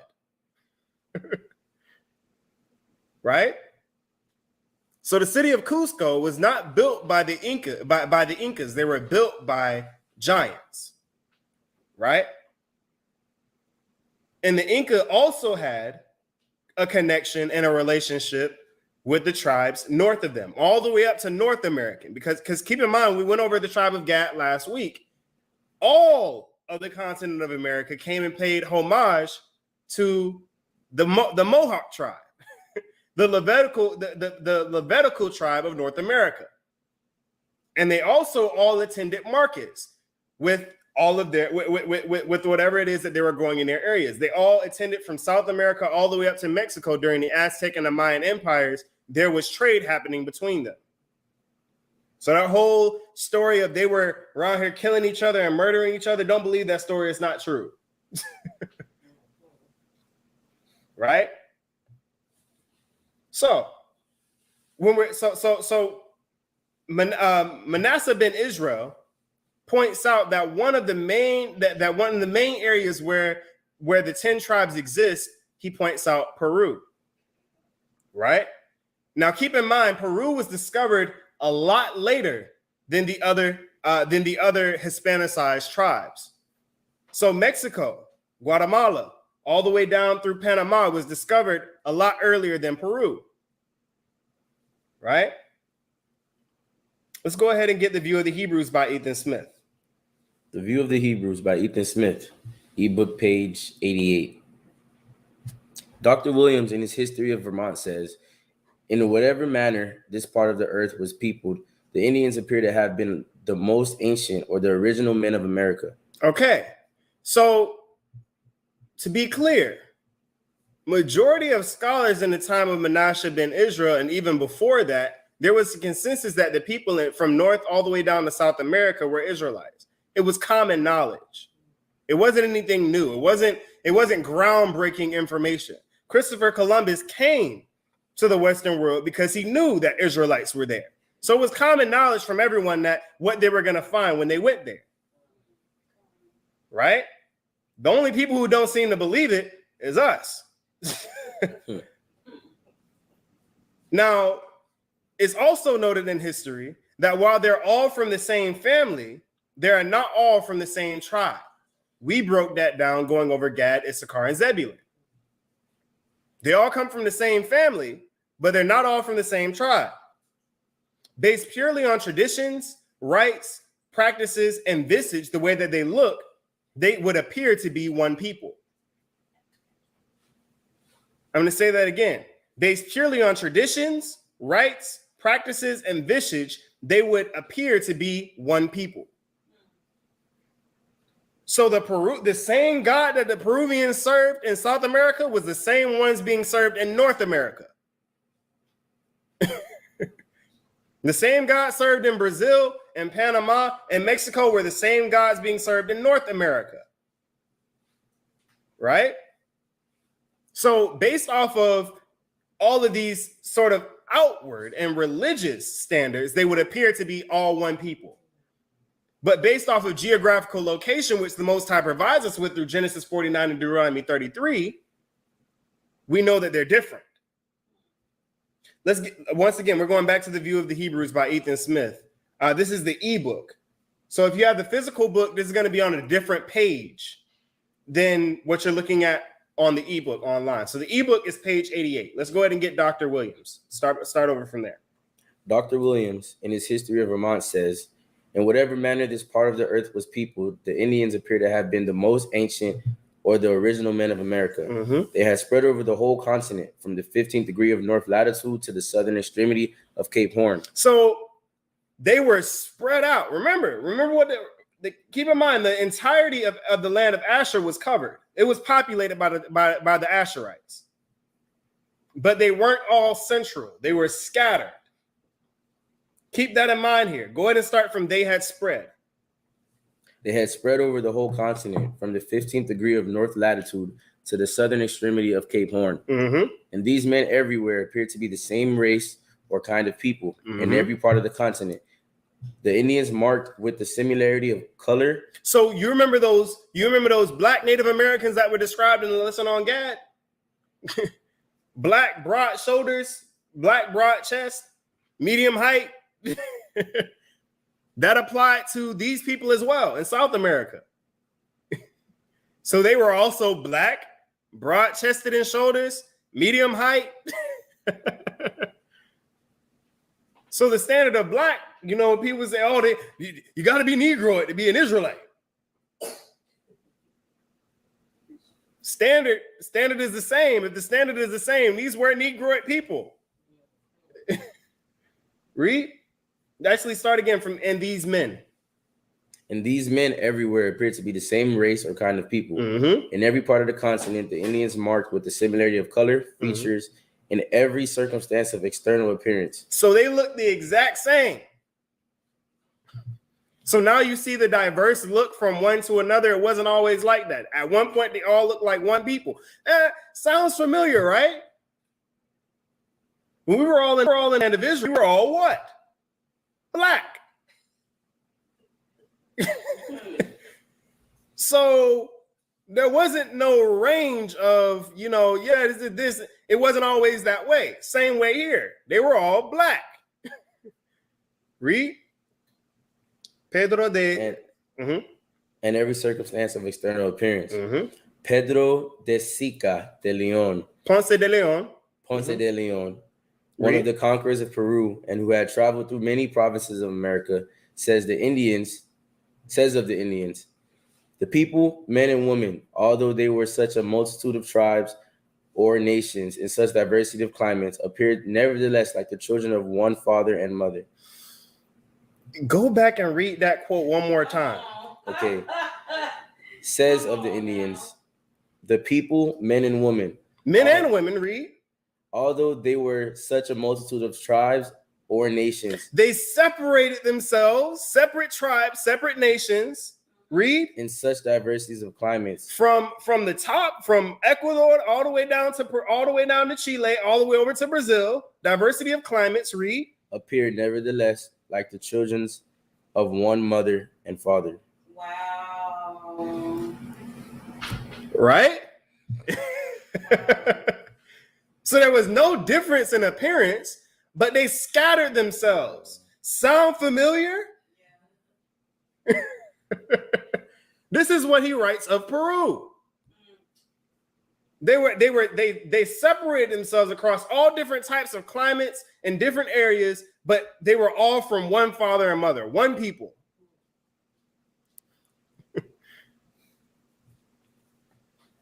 Right? So the fact that they were divided into multitudes of tribes and nations were still undoubtedly from one family. This rings true throughout all the Americas, mostly for the tribe of Asher, as in Israel, they never had a single tribal settlement, but rather many scattered settlements some greater and larger than other ones. So people will look at the Incan Empire. Those were still scattered in separate settlements. Right? The same goes for the tribe of Zebulun. Their empire stretched from the northern part of Central America all the way down into parts of South America, namely Colombia. Right? Let's get page 89 of The View of the Hebrews. The View of the Hebrews by Ethan Smith, page 89. Mm-hmm. Alua had a great acquaintance with the Indians of South America and some parts of North America. Speaking of the Indians of Cape Breton in the latter, he declared them to be the same people with the Indians in Peru. If we have seen one American, said he may be said to have seen them all. There was no difference between them. Dressed the same, walked the same, spoke the same, treated them the same, looked the same. He said, if you've seen one American, you've seen them all. There's no difference. Oh yeah, that one up there was dark skinned, but this one here is light. No, it was right. You may have some. You may have the scriptures say that Ephraim is a cake not turned. Some of them are light, some of them are dark. But as a group, as a whole, they were still Negroid. He said this. He talking about the Indians of South America concerning the people of Peru and the North Americans. He said they're the same people as the Indians in Peru. Read. These remarks do not apply to all the people in the northern extremities of America. Now, this is what I wanted to get into. Because the elder and I have had conversations where people say everybody in North America isn't an Israelite. Everybody in Central and South America aren't Israelites. Duh. And this historian is about to break down who are the people living on this land that aren't Israelites, but they were living amongst Israelites. Come on. Let's get it. The Eskimo. Natives appear to be a different race of men. They don't look the same. The Eskimo, if you look at the Native American in North America and the Eskimo from areas like Alaska and Canada, the Eskimo look Japheth and they look completely different. Now, I'll put it like this. The Eskimo has softer facial features than what we see with the Gadites of North America. They don't have the sharp cheekbones. They don't have the sharp definition of their face and of their eyes. It's very soft. Like the visage of Japheth was. When you look at Genghis Khan, he does not have sharp facial features. It's very round, very soft. Right? So the Eskimo appear to be of a different race of men. They don't look the same. He said, okay, when I go from North America all the way down to South America, if you've seen one, you've seen them all. They look the same. But these particular people don't look like the rest of them because they weren't intermarrying with them. Sound familiar?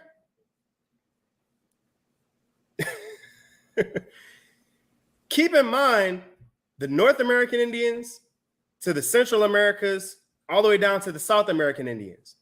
They had arranged marriage. They didn't marry outside of their tribe. That's why the Eskimo didn't look like the Gadites, the North American Indians, and vice versa, because they weren't intermarrying. Right? Read. This race are found in Labrador and Greenland and around Hudson's Bay. Mm-hmm. All these appear evidently the same with the Laplanders, Mm-hmm. Zemblins, Samoyeds, and Tartars Mm-hmm. in the east. They probably migrated to the Western Hemisphere at periods subsequent to the migration of the Indians. So it actually shows who these people are from. No, they're not. They didn't come from the same place as these native Indians that we find here in North through South America. They come from a totally different place. And you know what? It even goes as far as to show you where they are in the Americas. So no, not everyone in North America, Central and South America are Israelites. There were Gentile tribes scattered within them. But there's a reason why they were able to tell the difference between the two, because they still remain separate. Sounds pretty Israelite to me. Right. Right? And keep in mind, in South America, they married for survival. You were considered disadvantaged if there wasn't a married couple over the family. Why? Because they saw the male gender role and the woman gender role as pivotal for the survival of the nation. So if you didn't have a married couple at the helm of your family, you were considered disadvantaged. Sound familiar? The women raised their children to take care of the house, to help the man with business. Sound familiar? They viewed marriage as, the parents viewed marriage as a somewhat of a business transaction. How are you going to further legacy? They viewed marriage as legacy. Sound familiar? Divorce was not permitted. Sound familiar?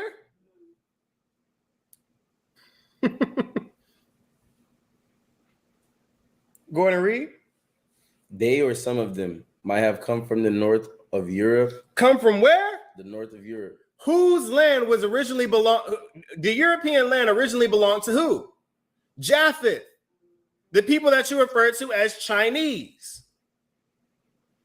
Europe originally belonged to them. So he's identifying the Eskimo and the people alike as Japheth. So for those of you who are saying, nah, the Native Americans and the South Americans are Japheth, the historians are clearly telling you that they're not the same.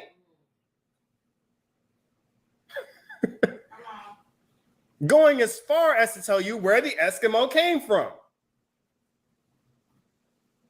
Where else did he say he come from? Read. They or some of them might have come from the north of Europe. From Norway to Iceland. From Norway to Iceland, read. Then to Greenland. Then to Greenland. And then to the coast of Labrador. And further west.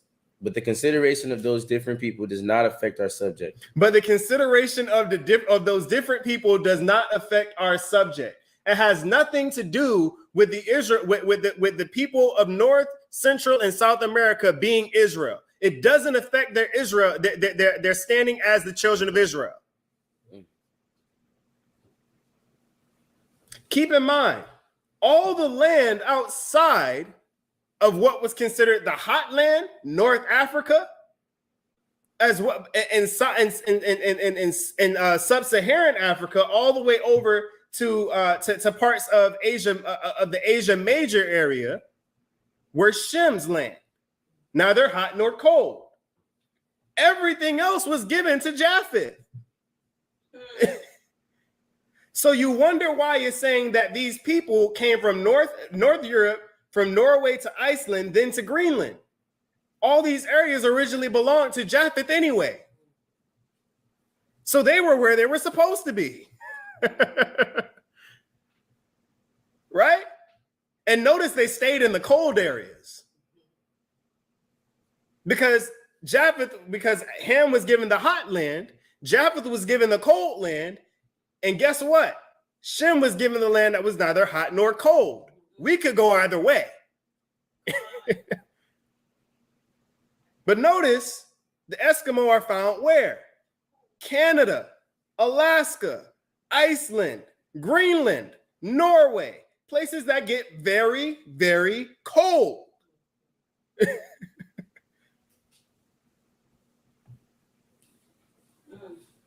What Ethan Smith shows here is that not everyone present in the Americas, prior to the arrival of the Europeans, are Israelites.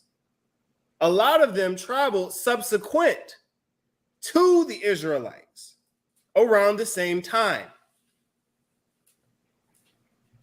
Let's get the 10 tribes of Israel historically identified with the Aborigines of the Western Hemisphere. It's a long title. You got to go ahead and repeat that. The 10 tribes of Israel, historically identified with the Aborigines of the Western Hemisphere by Barbara Allen Simon, pages 175 to 176. Mm-hmm. The Brazil Indians are very numerous and divided into clans. Keep in mind, they're very numerous, right? Upon the arrival of the Europeans, you are looking at a population of about 12 million just in the Incan Empire. That's not including the Amazon basin or Brazil. So just from Peru, Ecuador, and Bolivia, as well as Chile, you're looking at about a population of 12 to 35 million people. It's a big population, considering the fact that they still hadn't discovered all of the people because they murdered them all. I want to make that clear. They had not had a chance to really see how many people there were because they brought the disease as, how many of you know that usually biowarfare happened first? Since we've been starting the Children of Israel series, what did they destroy the people with first? Disease, right? So a lot of these diseases killed off populations that they had not yet found. 90% of the South American population died upon the arrival of the European. 90%. And that's not even including those who they hadn't found yet. Keep in mind, there are still people in Brazil today that have yet to be discovered. So there's no telling how many more they killed. Go ahead and start from the beginning. The Brazil Indians are very numerous and divided into clans. And divided into what? Clans. And divided into what? Clans. Sound familiar? Read. Clans. The degree of their independence depends on their distance from the Portuguese settlements. Mm-hmm. They are generally of the middle size, muscular and active, of a light brown complexion, black, uncurling hair, and dark eyes, which discovered no mark of imbecility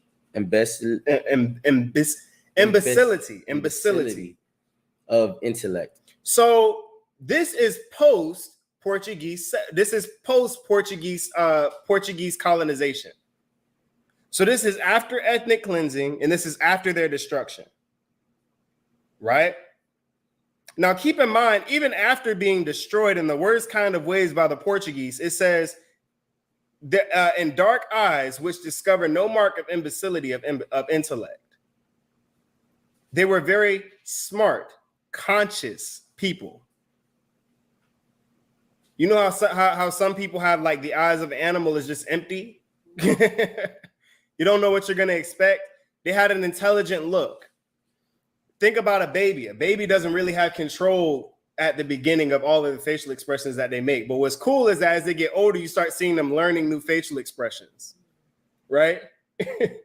Basically, what they're saying here is that they did not have a look of stupidity, as if they didn't have a mind.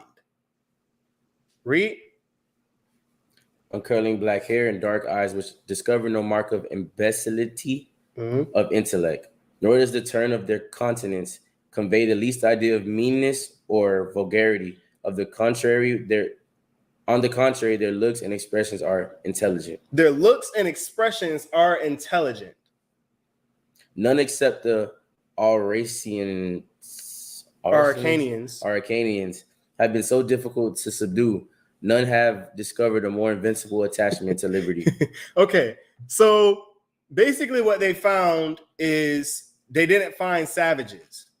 Even after their destruction, these particular people that they conquered didn't have a look of anger or of meanness towards people. What does Asher's name mean? Even after, now keep in mind, they're enduring the most harsh form of slavery that has ever existed on planet Earth. So that North American slavery that previously you thought was number one, drop that down to 2. So they're enduring the harshest form of slavery, yet their countenance doesn't convey the least idea of meanness or vulgarity. But that didn't go for all of them. It says the Araucanians have been so difficult to subdue, and none have discovered more invincible attachment to liberty. So these people were difficult to war against and to beat, and they also couldn't be stopped from having revolts. They were always revolting against captivity. So according to Reverend Cushman in Plymouth, New England in 1620, the natives they encountered throughout the Americas were not like lions, but they were actually being more like lambs. That's a quote from him. He says that they were not like lions. Who was described as a lion? They were not like Gad, but rather like lambs. They were gentle. They were gentle. They were the opposite of what Gad was. These people were trustworthy, warlike, yet merciful. So they would go to war if it was necessary. They would go to war in self-defense, but they were also merciful. Kind and helpful. It's how Reverend Cushman at Plymouth, New England in 1620 described these natives. He even goes as far as to say that there were many Christians who were not so sincere and kind. So basically what he's saying is that these people possess the spirit of Christ. And when we get into more of the sources, you'll see that they actually say that they behaved as Christians, but they didn't have the ordinances. They didn't have the book. The Brazilians encountered by the Portuguese were filled with the spirit of Christ and lived in a childlike state of mind as it pertained to trust. If you told them that you were going to do something, they believed you. They weren't skeptical of you, right? This made it way easier. This made it much easier for the Gentiles to destroy. Let me repeat that again. They were filled with the spirit of Christ and a childlike state of mind as it pertains to trust, which made them much easier to destroy as a people. Reverend Cushman also says that. However, the Araucanians, or the Chileans and the Argentinians, were much more difficult to conquer. And it was because of their desire for freedom. Remember, their invincible attachment to liberty, their invincible attachment to freedom, that they warred against and fought even in captivity. It is estimated that a population of well over 12 million from Ecuador all the way down through Peru and Chile existed prior to the entrance of the European. There was also an estimated 5 million natives in the Amazon, although much of it remains undiscovered till this day. Let's get ManchesterHistorian.com, South American slave trade. Again, that is ManchesterHistorian.com, South American slave trade. Let's get that. ManchesterHistorian.com, the South American slave trade. After Christopher Columbus discovered the Americas in 1492, much of South America was divided between the Spanish and Portuguese with the Treaty of Tordesillas in 1492. When the Europeans arrived in South America, they enslaved the native inhabitants and used them as a free labor force to work on their mines and the cotton, sugar, and coffee tobacco plantations that were being developed. Moreover, shortly after the European colonization occurred, natives of these regions rapidly decreased in number. So they came in, they enslaved them, they brought their diseases, they shipped them, because keep in mind the Manila Galleon as well, the Trans-Pacific slave trade. These particular nations were involved in that trade as well. We're being traded in that trade as well. So the slave ships do exist for these people. But also remember, they were put in the same captivity for the same things that Africans were brought to North America for: cotton, sugar, coffee, and tobacco. They worked the same plantations as us. Just like the Gadites worked the same plantations as us in North America. Right? It is well known that Portuguese Brazil, as well as the colonies of New Spain, endured some of the most brutal forms of servitude, nearly causing the discovered population of South America to become extinct. The discovered. We aren't even talking about those who haven't been discovered yet. Right? Go ahead and go back to the 10 tribes of Israel, historically identified with the Aborigines of the Western Hemisphere, page 225. The 10 tribes of Israel, historically identified with the Aborigines of the Western Hemisphere by Barbara Allen Simon. Las Casas charged with his countrymen with having massacred above 40 million in less than 50 years. He enumerates millions slaughtered in the Honduras, Venezuela, Peru, Mexico, Hispaniola, 60,000 in Jamaica, while new enforcements were abducted from the provinces and islands. It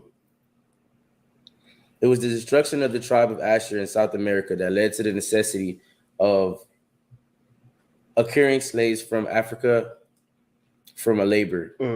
The indigenous laborers of land like Brazil, Venezuela, Argentina, Chile, and Ecuador served alongside the slaves from Africa. So it was the wiping out or nearly the extinction of the natives in South America that required for Brazil for South America to import the second largest amount of slaves during the transatlantic slave trade. Well, the most. They took the most slaves. Right? So it was the curses of Deuteronomy 28 that caused for us to endure the curses of Deuteronomy 28 in South America. Not to mention, as strategy, the Portuguese would send Brazilian slaves because remember, they knew the lands better than the Europeans did. So they would escape slavery and they wouldn't be able to find them. So what they began doing was taking them and exporting them to foreign countries. So they would send Peruvians to Chile, Chileans to Ecuador, Ecuadorians to Brazil, and Brazilians to Ecuador. Right? To confuse it. It's like, okay, these people know their land too well, so let's send them somewhere else. Right? Even when you're talking about in the Critical Review and the Annals of Literature, volume 57, it records the destruction of Peru. It chronicles the destruction of Peru and the Peruvians, right? It says that this is page 378. There is a great propriety and beauty in this passage. The Spaniards are said to have arrived on the coast of Peru at midnight.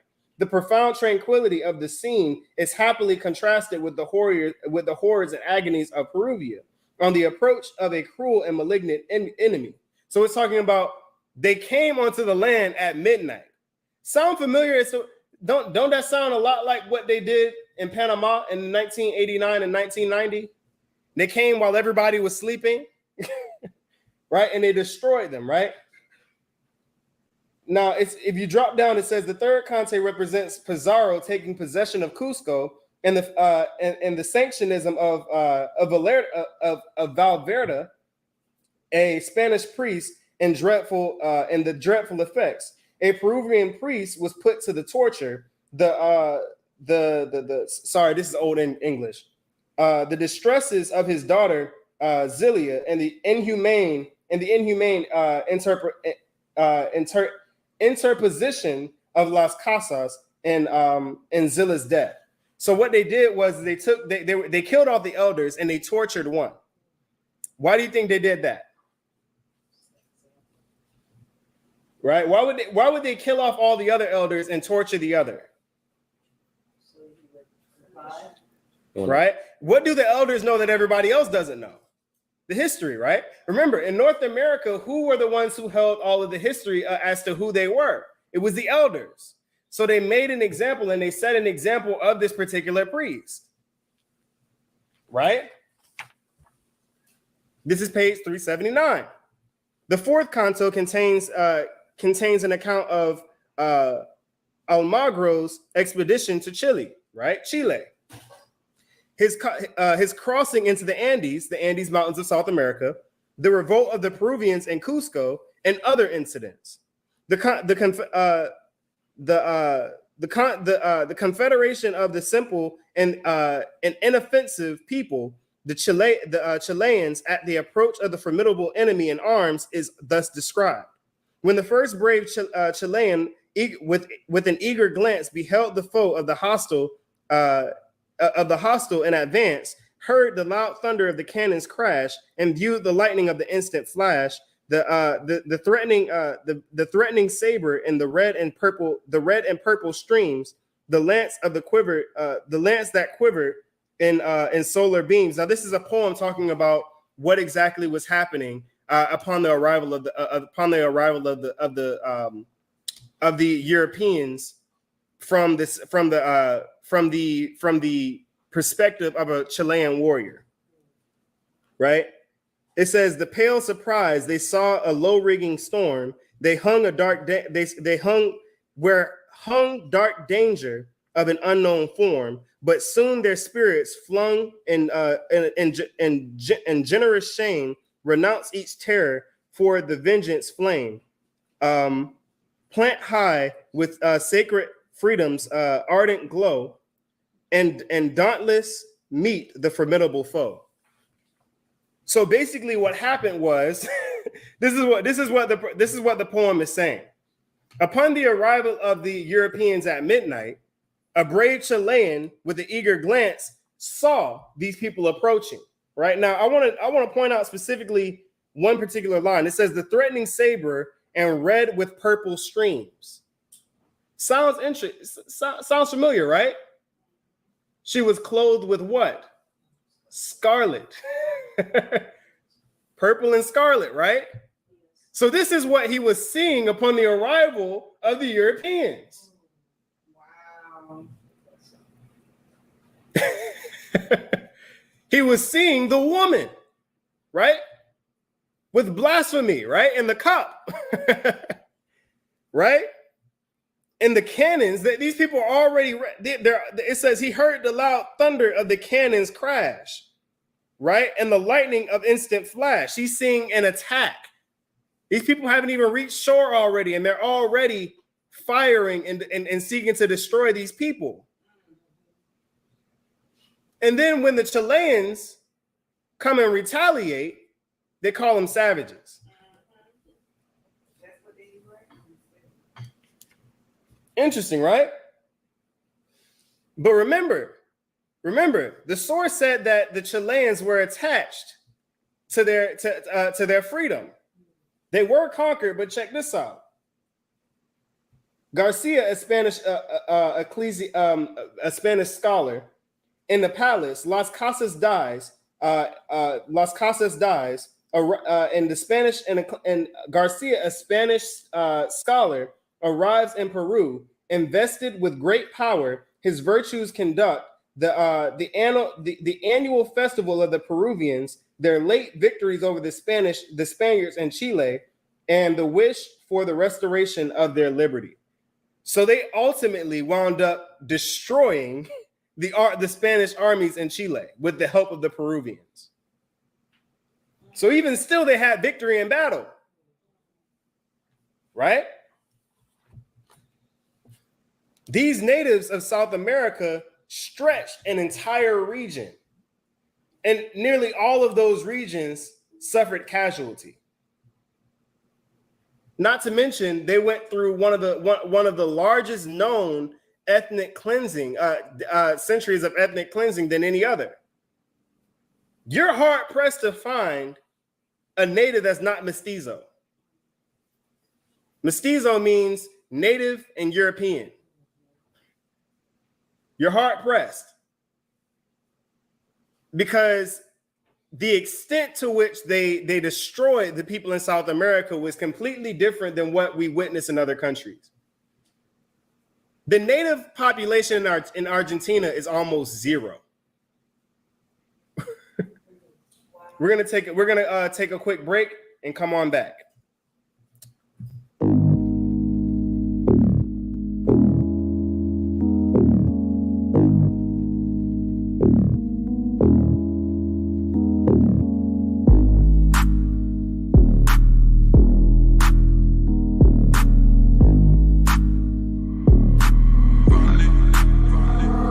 Christ coming back. Christ coming back. When he do, we bring it fire. When he do, we bring it fire. You don't wanna get burned. You don't wanna get burned. You better side with the You righteous. better jump up on his side. Every day we strive hard Every day we strive hard to keep the laws and to keep the commandments. laws and If you commandments. don't keep them or believe in them, Why you better listen? boy, you gon' vanish. Hey, What you gonna do? What you gonna do? What you gonna do when they come for you? Tell me what you gonna do. What you gonna do? Better stop playing games, get you some of this truth. What you gonna do? What you gonna do? What you gonna do when they come for you? Tell me what you gonna do. What you gonna do? Better stop playing games, get you some of this truth. First thing first, gotta praise the Most High for giving me His truth in a world full of lies. We all know sin at an all-time high. If you don't plan on repenting, damn, boy, you gon' die. Everybody doing what they wanna do. Tell me who you worship, who you praying to. You gon' hate it, but I gotta say it. It ain't the Most High, your God is Satan. Yeah. Change you don't want to. You in love with that demon that's within you. Yeah. I'ma have to befriend you, help you out, cause that is what friends do. 2/3 got a title when you don't wanna be a part of that. Please repent and turn from your wicked ways, and that's all I gotta say, cause Christ coming back. Christ coming back. When he do it, bring it fire. When he do, we bring it fire. You don't wanna get burned. You don't wanna get burned. Better side with the You better righteous. jump up on his side. Every day we strive hard Every day we strive to hard keep the laws and keep the commandments. laws and If you commandments. don't keep them or believe in them, Why you better listen? boy, you gon' vanish. Hey, What you gonna do? What you gonna do? What you gonna do when it come for you? Tell me what you gonna do. What you gonna do? Better stop playing games, get you some of this truth. What you gonna do? What you gonna do? What you gonna do when it come for you? Tell me what you gonna do. What you gonna do? Better stop playing games, get you some of this truth. What you gonna do when we come through? Thought it was a game, now the joke's on you. You headed for them flames, let them burn on you. Gon' feel a lot of shame, no one to blame but you. You had a choice, but you would not apply. When you was alive, you didn't feel the Most High. Now you going down, headed to the left side, where you gon' hear some screams and a whole lot of crying. Yeah, and that's gonna be forever. That's gonna be forever, forever, forever, ever, forever, ever. Look, you ever put your hand on the stove while it burning? That's the feeling that your soul gonna feel for eternity. I just pray you change while you got the opportunity. You only got one life, what you gonna do with it? Yeah, a lot of y'all playing with a higher. I can barely take the sun, I ain't trying to feel the fire. Christ coming back. Christ coming back. When he do, we bring it fire. When he do, we bring it fire. You don't wanna get burned. You don't wanna get burned. Better side with the You better righteous. jump up on his side. Every day we strive hard Every day we strive to hard keep the laws and keep the commandments. laws and If you commandments. don't keep them or believe in them, Why you better listen? boy, you gon' vanish. Hey, What you gonna do? What you gonna do? What you gonna do when it come for you? Tell me what you gonna do. What you gonna do? Better stop playing games, get you some of this truth. What you gonna do? What you gonna do? What you gonna do when it come for you? Tell me what you gonna do. What you gonna do? Better stop playing games, get you some of this truth.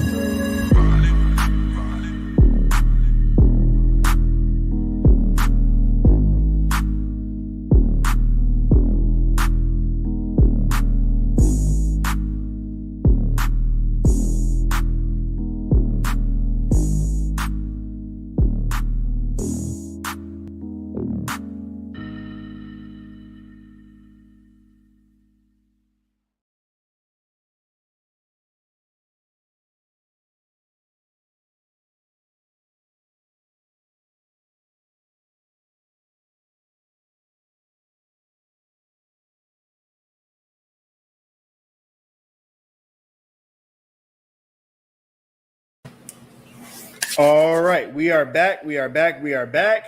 Time to go double time. All right. So the native tribes of South America stretch throughout the entire region of South America with various settlements, but nearly the full census. But they had a full consensus of religious beliefs and behavior. Right. So they stretched really far. A lot of different tribes, a lot of different clans of this particular nation of people in South America. But there was a consensus on their beliefs and the God that they serve. How do we know? Let's get the 10 tribes of Israel, historically identified with the Aborigines of the Western Hemisphere.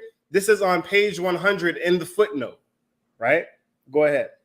The 10 Tribes of Israel, historically identified with the Aborigines of the Western Hemisphere by Barbara Allen. Simon, page 100.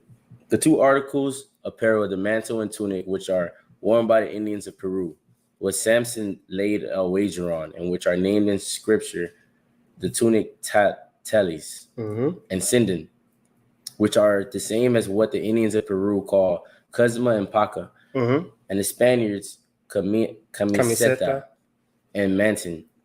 I would appear from where here asserts, who speaks from observation, him having himself been many years Peru, that the dress of the Peruvians was more like that of the Jews than the Mexicans. Their dress was more like what?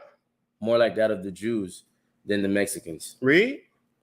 While the sandals of the people of New Spain were strictly the Hebrew fashion. So they crafted their shoes the same way that the Hebrews crafted their shoes. Hebrew drip. Right? And keep in mind, they wore the tunic with the brace around the waist the same way that the Israelites did. Right? Upon the arrival of the Europeans. Oh, no, but they were butt naked. Exposed. They weren't wearing clothes. Right? The Peruvians of South America were more so than any other tribe in America resembled the Israelites in attire and dress. Right? Let's go to page 96 in the same book. Same book, page 96. The meter upon the upon the head of Sugar Moxti, the founder of the empire of Botoga, and those upon the heads of the 10th and 11th Incas of Peru are deserving of notice, and remind us that the Incas of Peru and Zipas of Botaga considered a priest the founder of the respective dynasties. Check that out. They wore mitris. Not only did they have the Hebrew garb and the Hebrew sandals, but they also wore mitris. Read. Notice and remind us of the Incas Peru and Zipas of Botaga considered a priest of the founder of the respective dynasties. The mitri does indeed seem to have usurped the place of the crown in the New World. So in the Western Hemisphere, they wear mitris more so than they do crowns. Sound familiar? What is a mitri to the Israelites? It's a spiritual crown. Right? So it says that the mitri does indeed seem to have usurped, which means passed the place of the crown in the New World. Read. Usurped the place of the crown in the New World. For the copuli worn by the Mexican monarch was a half mitri. And the coincidence is curious that all the native Indian monarchs at the period of the discovery of America by the Spaniards should have worn mitris at the insignia of royalty. So the monarchs of the Americas used mitris to signify royalty more so than crowns. Anybody can have a crown, but if you have a mitri, that's something different. Right? Let's get the we have a picture of the Peruvian monarchy. For those who are in the room, look at your screen. For those who are watching, it should show up on your screen. This is a depiction of the Peruvian monarchs from the Incan Empire. What color are they? Wow. Right? Interesting, huh? The Peruvians, also like the Mexicans, wore a mitri as a symbol of royalty and was used more often than a crown itself upon royalty in the regions. The Chileans held the same religious values as the North American Indians to identify their gods. I'm going to repeat that again. The Chileans held the same religious values as the North American Indians and the identity of their God. So remember what we went over in the lesson in the lesson on Gad, how they believed in one God, how there were many lower spirits, good and bad. Let's see what the Chileans believe. The View of the Hebrews by Ethan Smith. The View of the Hebrews by Ethan Smith. Here then it seems the remote natives of Chile, a region 1,260 miles south of Peru in South America, furnished their quota of evidence that they originated in the same family with the North American Indians and hold some of their essential traditions. Read. Whence could arise the tradition of those natives of one supreme being, author of all things, that he is the supreme being, the spirit of heaven, the thunderer, the omnipotent, the eternal, the infinite. Sound familiar? They said, whence could arise the tradition of those natives of one supreme being, author of all things. Remember, the Most High is the Alpha and Omega. He knows the beginning from the end, right? That he is the supreme being, the spirit of heaven, the thunderer, the omnipotent, the eternal, the infinite. Sound familiar? Oh no, but y'all said that they are worshiping a ton of other gods. Read. Whence their tradition of the flood, of the several persons being saved on a floating mountain, meaning no doubt the ark. So they even had a story of Noah and the flood. That's wild. Okay, so you got people who dress like Hebrews, wear mitris, speak Hebrew, live on a land that has a Hebrew name, believe in one God who they describe as the supreme being, the spirit of heaven, the thunderer, the omnipotent, the eternal, and the infinite. And they have stories from the Bible with no Bible, but they're not Israelites.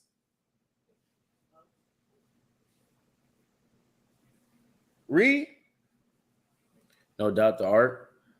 Whence their ideas so correct of man's eternal soul. So they even know that men have a soul, have an immortal soul. Where did the author says, where did their ideas so correct of a man's immortal soul? Read. Don Alonso de Aracilla in the History of Chile says of the natives there, the religious system of Araucanians is simple. They acknowledge the supreme being, the authors of all things, whom they call Pilin, a word derived from Puli or Pili, the soul, and signifies the supreme essence. They call Interesting. Read. They call him also Guni Pilan, the spirit of heaven, Bulagan, the great being, Dalakov, the thunderer, Vivilemov, Vivilemo, the omnipotent, the omnipotent, Mojelu, the eternal, and Avnolu, the infinite. So this is what they say. You know how when the angels go before the Most High and they say, Ahaya, Ashar, Ahaya, this, the that, the this, the that, the this, the that. This, they call him the Great Spirit and describe who he is. The thunderer, the omnipotent, the eternal, the great being, the spirit of heaven. Right? Read. He adds, the universal government of Pilin.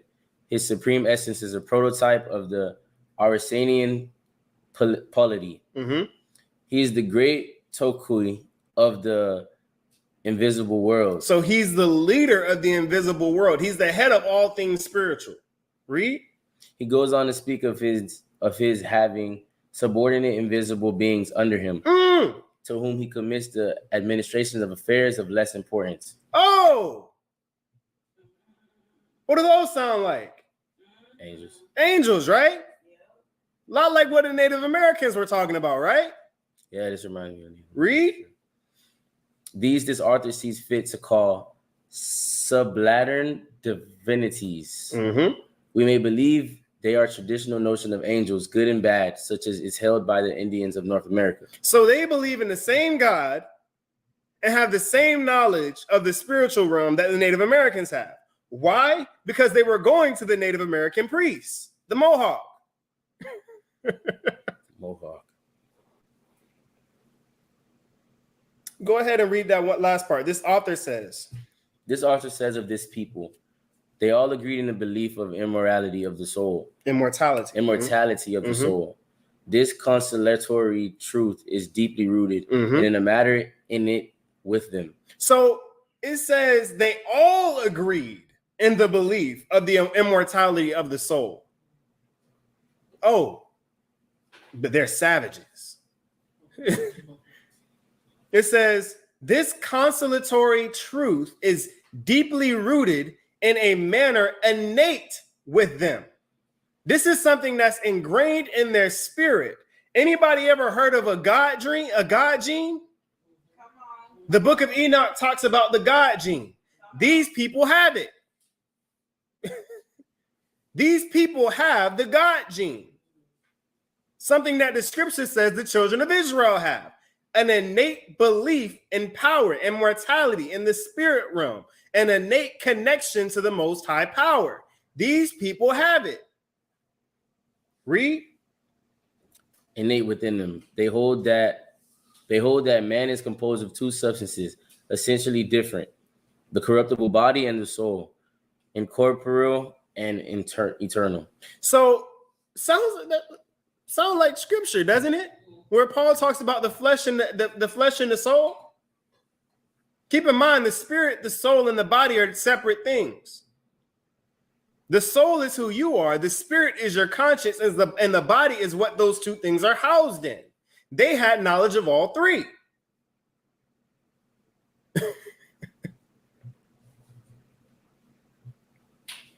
They had knowledge of all three. Are these people Israelites or not? What do you think? Gotta be. They live on the land, the exact land that was geographically described by Moses. They dress as Hebrews. They speak as Hebrews. The land that they're on is a Hebrew name. And they serve one God. They live by, swear by, and serve one God. Sounds like the children of Israel to me. Now, keep in mind, I want to make sure I point this out. The information that they just revealed there can only be found in the books of Enoch and Jubilees concerning the spirit world. I want to make that clear. So obviously there was some information that they knew from back in the day, like when Christ said, "Ye err not knowing the scriptures," referring to something that you can only find in Enoch. Not only does the land of South America fit the prophecies given by both Moses and Jacob, the people also reflect the character, nature, and the prophecies given by them as well, making these South American countries of Ecuador, Peru, Bolivia, Venezuela, Argentina, Paraguay, and Brazil from the tribe of Asher. Now, a lot of people are probably thinking, what about Suriname? What about Guyana? What about French Guyana? What about Uruguay? The Uruguayans were wiped out, were destroyed, right? Now, you did have subsequently, you had other tribes that migrated from Brazil and Paraguay into Uruguay, right? But the original Uruguayans were wiped out by disease. Keep in mind, they were wiped out by disease before they were even discovered. The European diseases wiped them out before they could even be found. Found alive, at least. They were found dead, right? And the reason why I don't bring up Suriname, French Guyana, and Guyana is for the reason that there's a mixture of tribes in those areas. You have Benjamites there. You have Jamaicans there. You have a lot of people from India there as well. So it's sort of a melting pot of different tribes there, right? There are also populations of Asher in Europe, right? Southeast Asia in particular, referring to the Manila Galleon, with the tribes of Asher being taken from Peru, Chile, Ecuador, and being brought to Mexico and being sent over to Southeast Asia, as well as Asia. Kabul, Afghanistan. I can't stress that enough. The Pashtun in Kabul, Afghanistan are from the tribes of Israel. There is a mixture of the tribe of Asher, Naphtali, as well as other subsequent tribes as well in among the Pashtun of Kabul. That's why I wanted you to remember earlier when it was talking about the borders of Israel, and it refers to Kabul being within those borders. right? And we're going to get into Kabul in a later lesson a little bit deeper concerning the Pashtun of Afghanistan. But a big reason why the U.S. military was over there had nothing to do with their treatment of the people.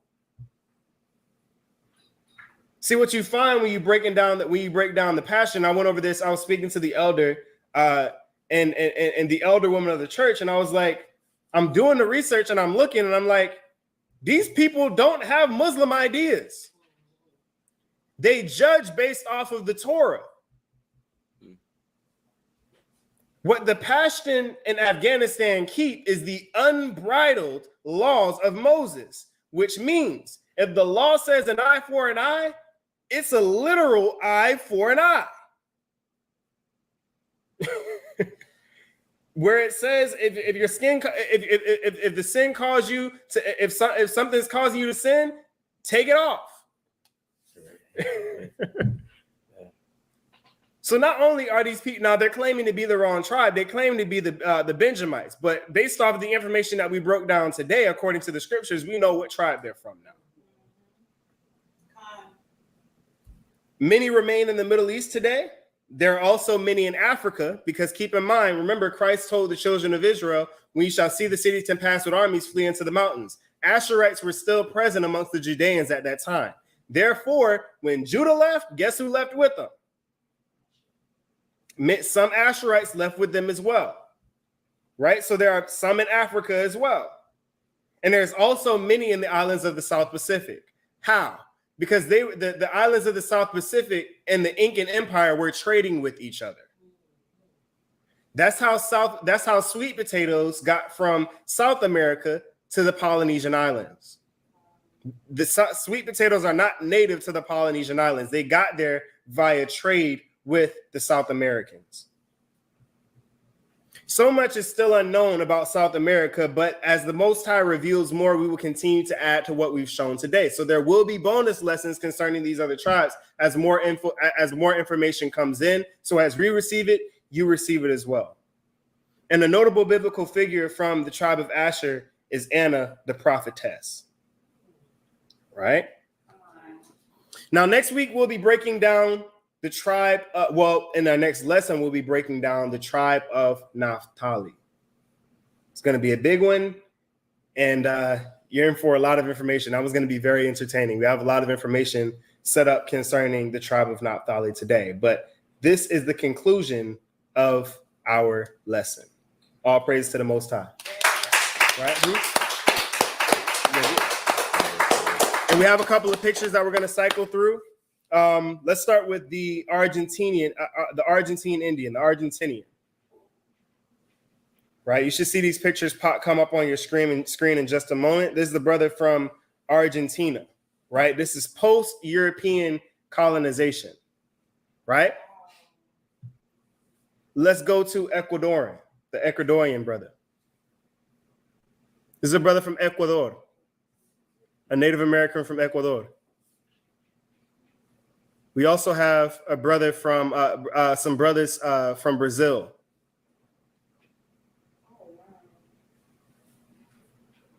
Right? Uruguay.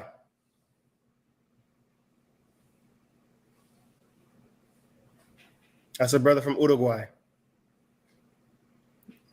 And now we have the Amazon, the brothers from the Amazon.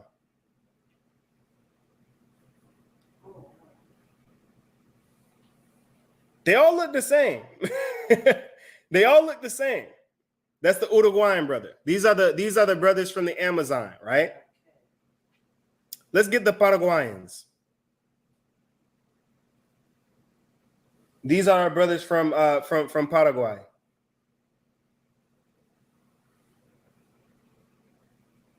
We have a second picture of the Ecuadorian. We're going to come back to Pashtun. Another one of our brothers from Ecuador. Chile, a Chilean brother, and a sister as well. Let's go ahead and get the Brazilian boy.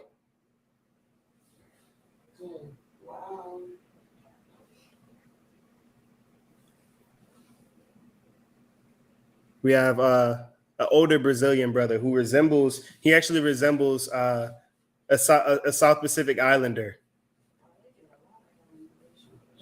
Mm-hmm. Let's get the Brazilian brother. That's a captured native Brazilian.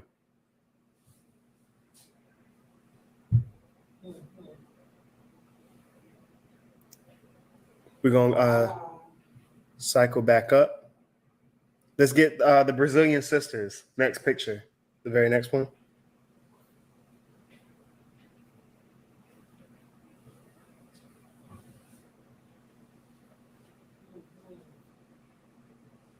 We're going to go back up to our Brazilian brothers. That picture. I'll click it. Yeah. Right here.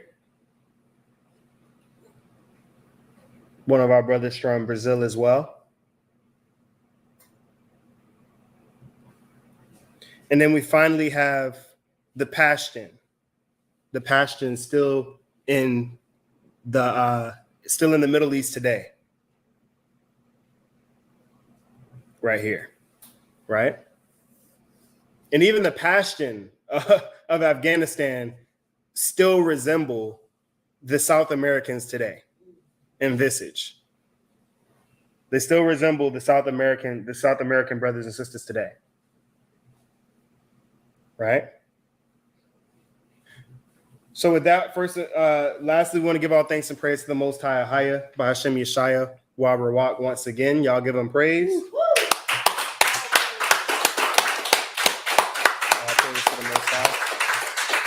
And once again, as we continue to go forth in these lessons, the goal of these lessons is first of all to reach and wake up our children, our brothers and sisters from the children of Israel worldwide.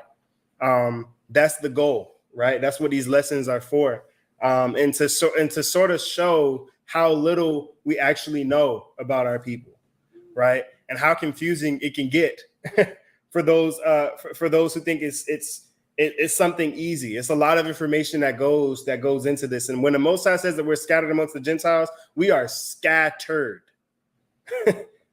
Like it's a serious thing. It wasn't meant to be easy to find the children of Israel. It was never meant to be easy. It was always something that was going to be difficult because of the curses that were brought upon us by our sin. Right? So closing out, do we have any questions, any comments? Any questions or comments in the chat or in the room? All right. So it sounds like we're good in here as far as questions and comments. All praises to the Most High. Great lesson, the water. All praises to the Most High on that. For those who are all tuning in, we have baptisms coming up first week of November. I believe, right, Elder? Second week of November, Salakia. Second week of November, we have baptisms. We also want to send our greetings out to the brothers and sisters in Sierra Leone. Elder Johannes, Bishop Michael. I know y'all are in here watching, so blessings and shalom to you. We'll be having a conversation with you, Elder, with you a little bit later. Do we have any other announcements, Elder? That's about it. All right, so that's going to be it, and we'll be back with our next lesson concerning the tribe of Naphtali in the first a week from now, right? A week from now, right? So all praise to the Most High once again. Remember, stay prayed up. There's a lot going on. Make sure you keep healthy. For those of you who are looking to, I suggest stocking up on water, food. Buy microgreens, seeds, lots of heirloom seeds, stuff like that. Stocking up on non-perishables. When you get microgreens, try to look at things like oats, wheat, and stuff like that. Things that you can grow indoor in your house. Look at doing that kinds of stuff as well, because that's going to be important going forward. There's a food shortage happening throughout North America, and there's also a lot of famine that's happening worldwide as well, outside of the U.S., in the UK, in Canada, and different places like that. So make sure that you're stocking up on the right things. All right. Make sure you, like I said, stay prayed up. We're in a very, very, very highly demonic time of the year. and there will be spiritual attacks. So take the time for self-examination and prayer, so that when these things come upon you, you're ready for it. Remember, I said earlier, those who are not prepared will fall. Those who are not prepared will fall. It's evident, it's given. So prepare yourself, right? All praise to the Most High again. I want to say shalom to the brothers and sisters who are watching. Thank you for tuning in. Make sure you like, share, comment, subscribe. Facebook, follow us. We thank the Most High for you all as well and all of your prayers. We ask for your prayers as we pray for you all. And blessing. Shalom. Shalom. All right. All praises.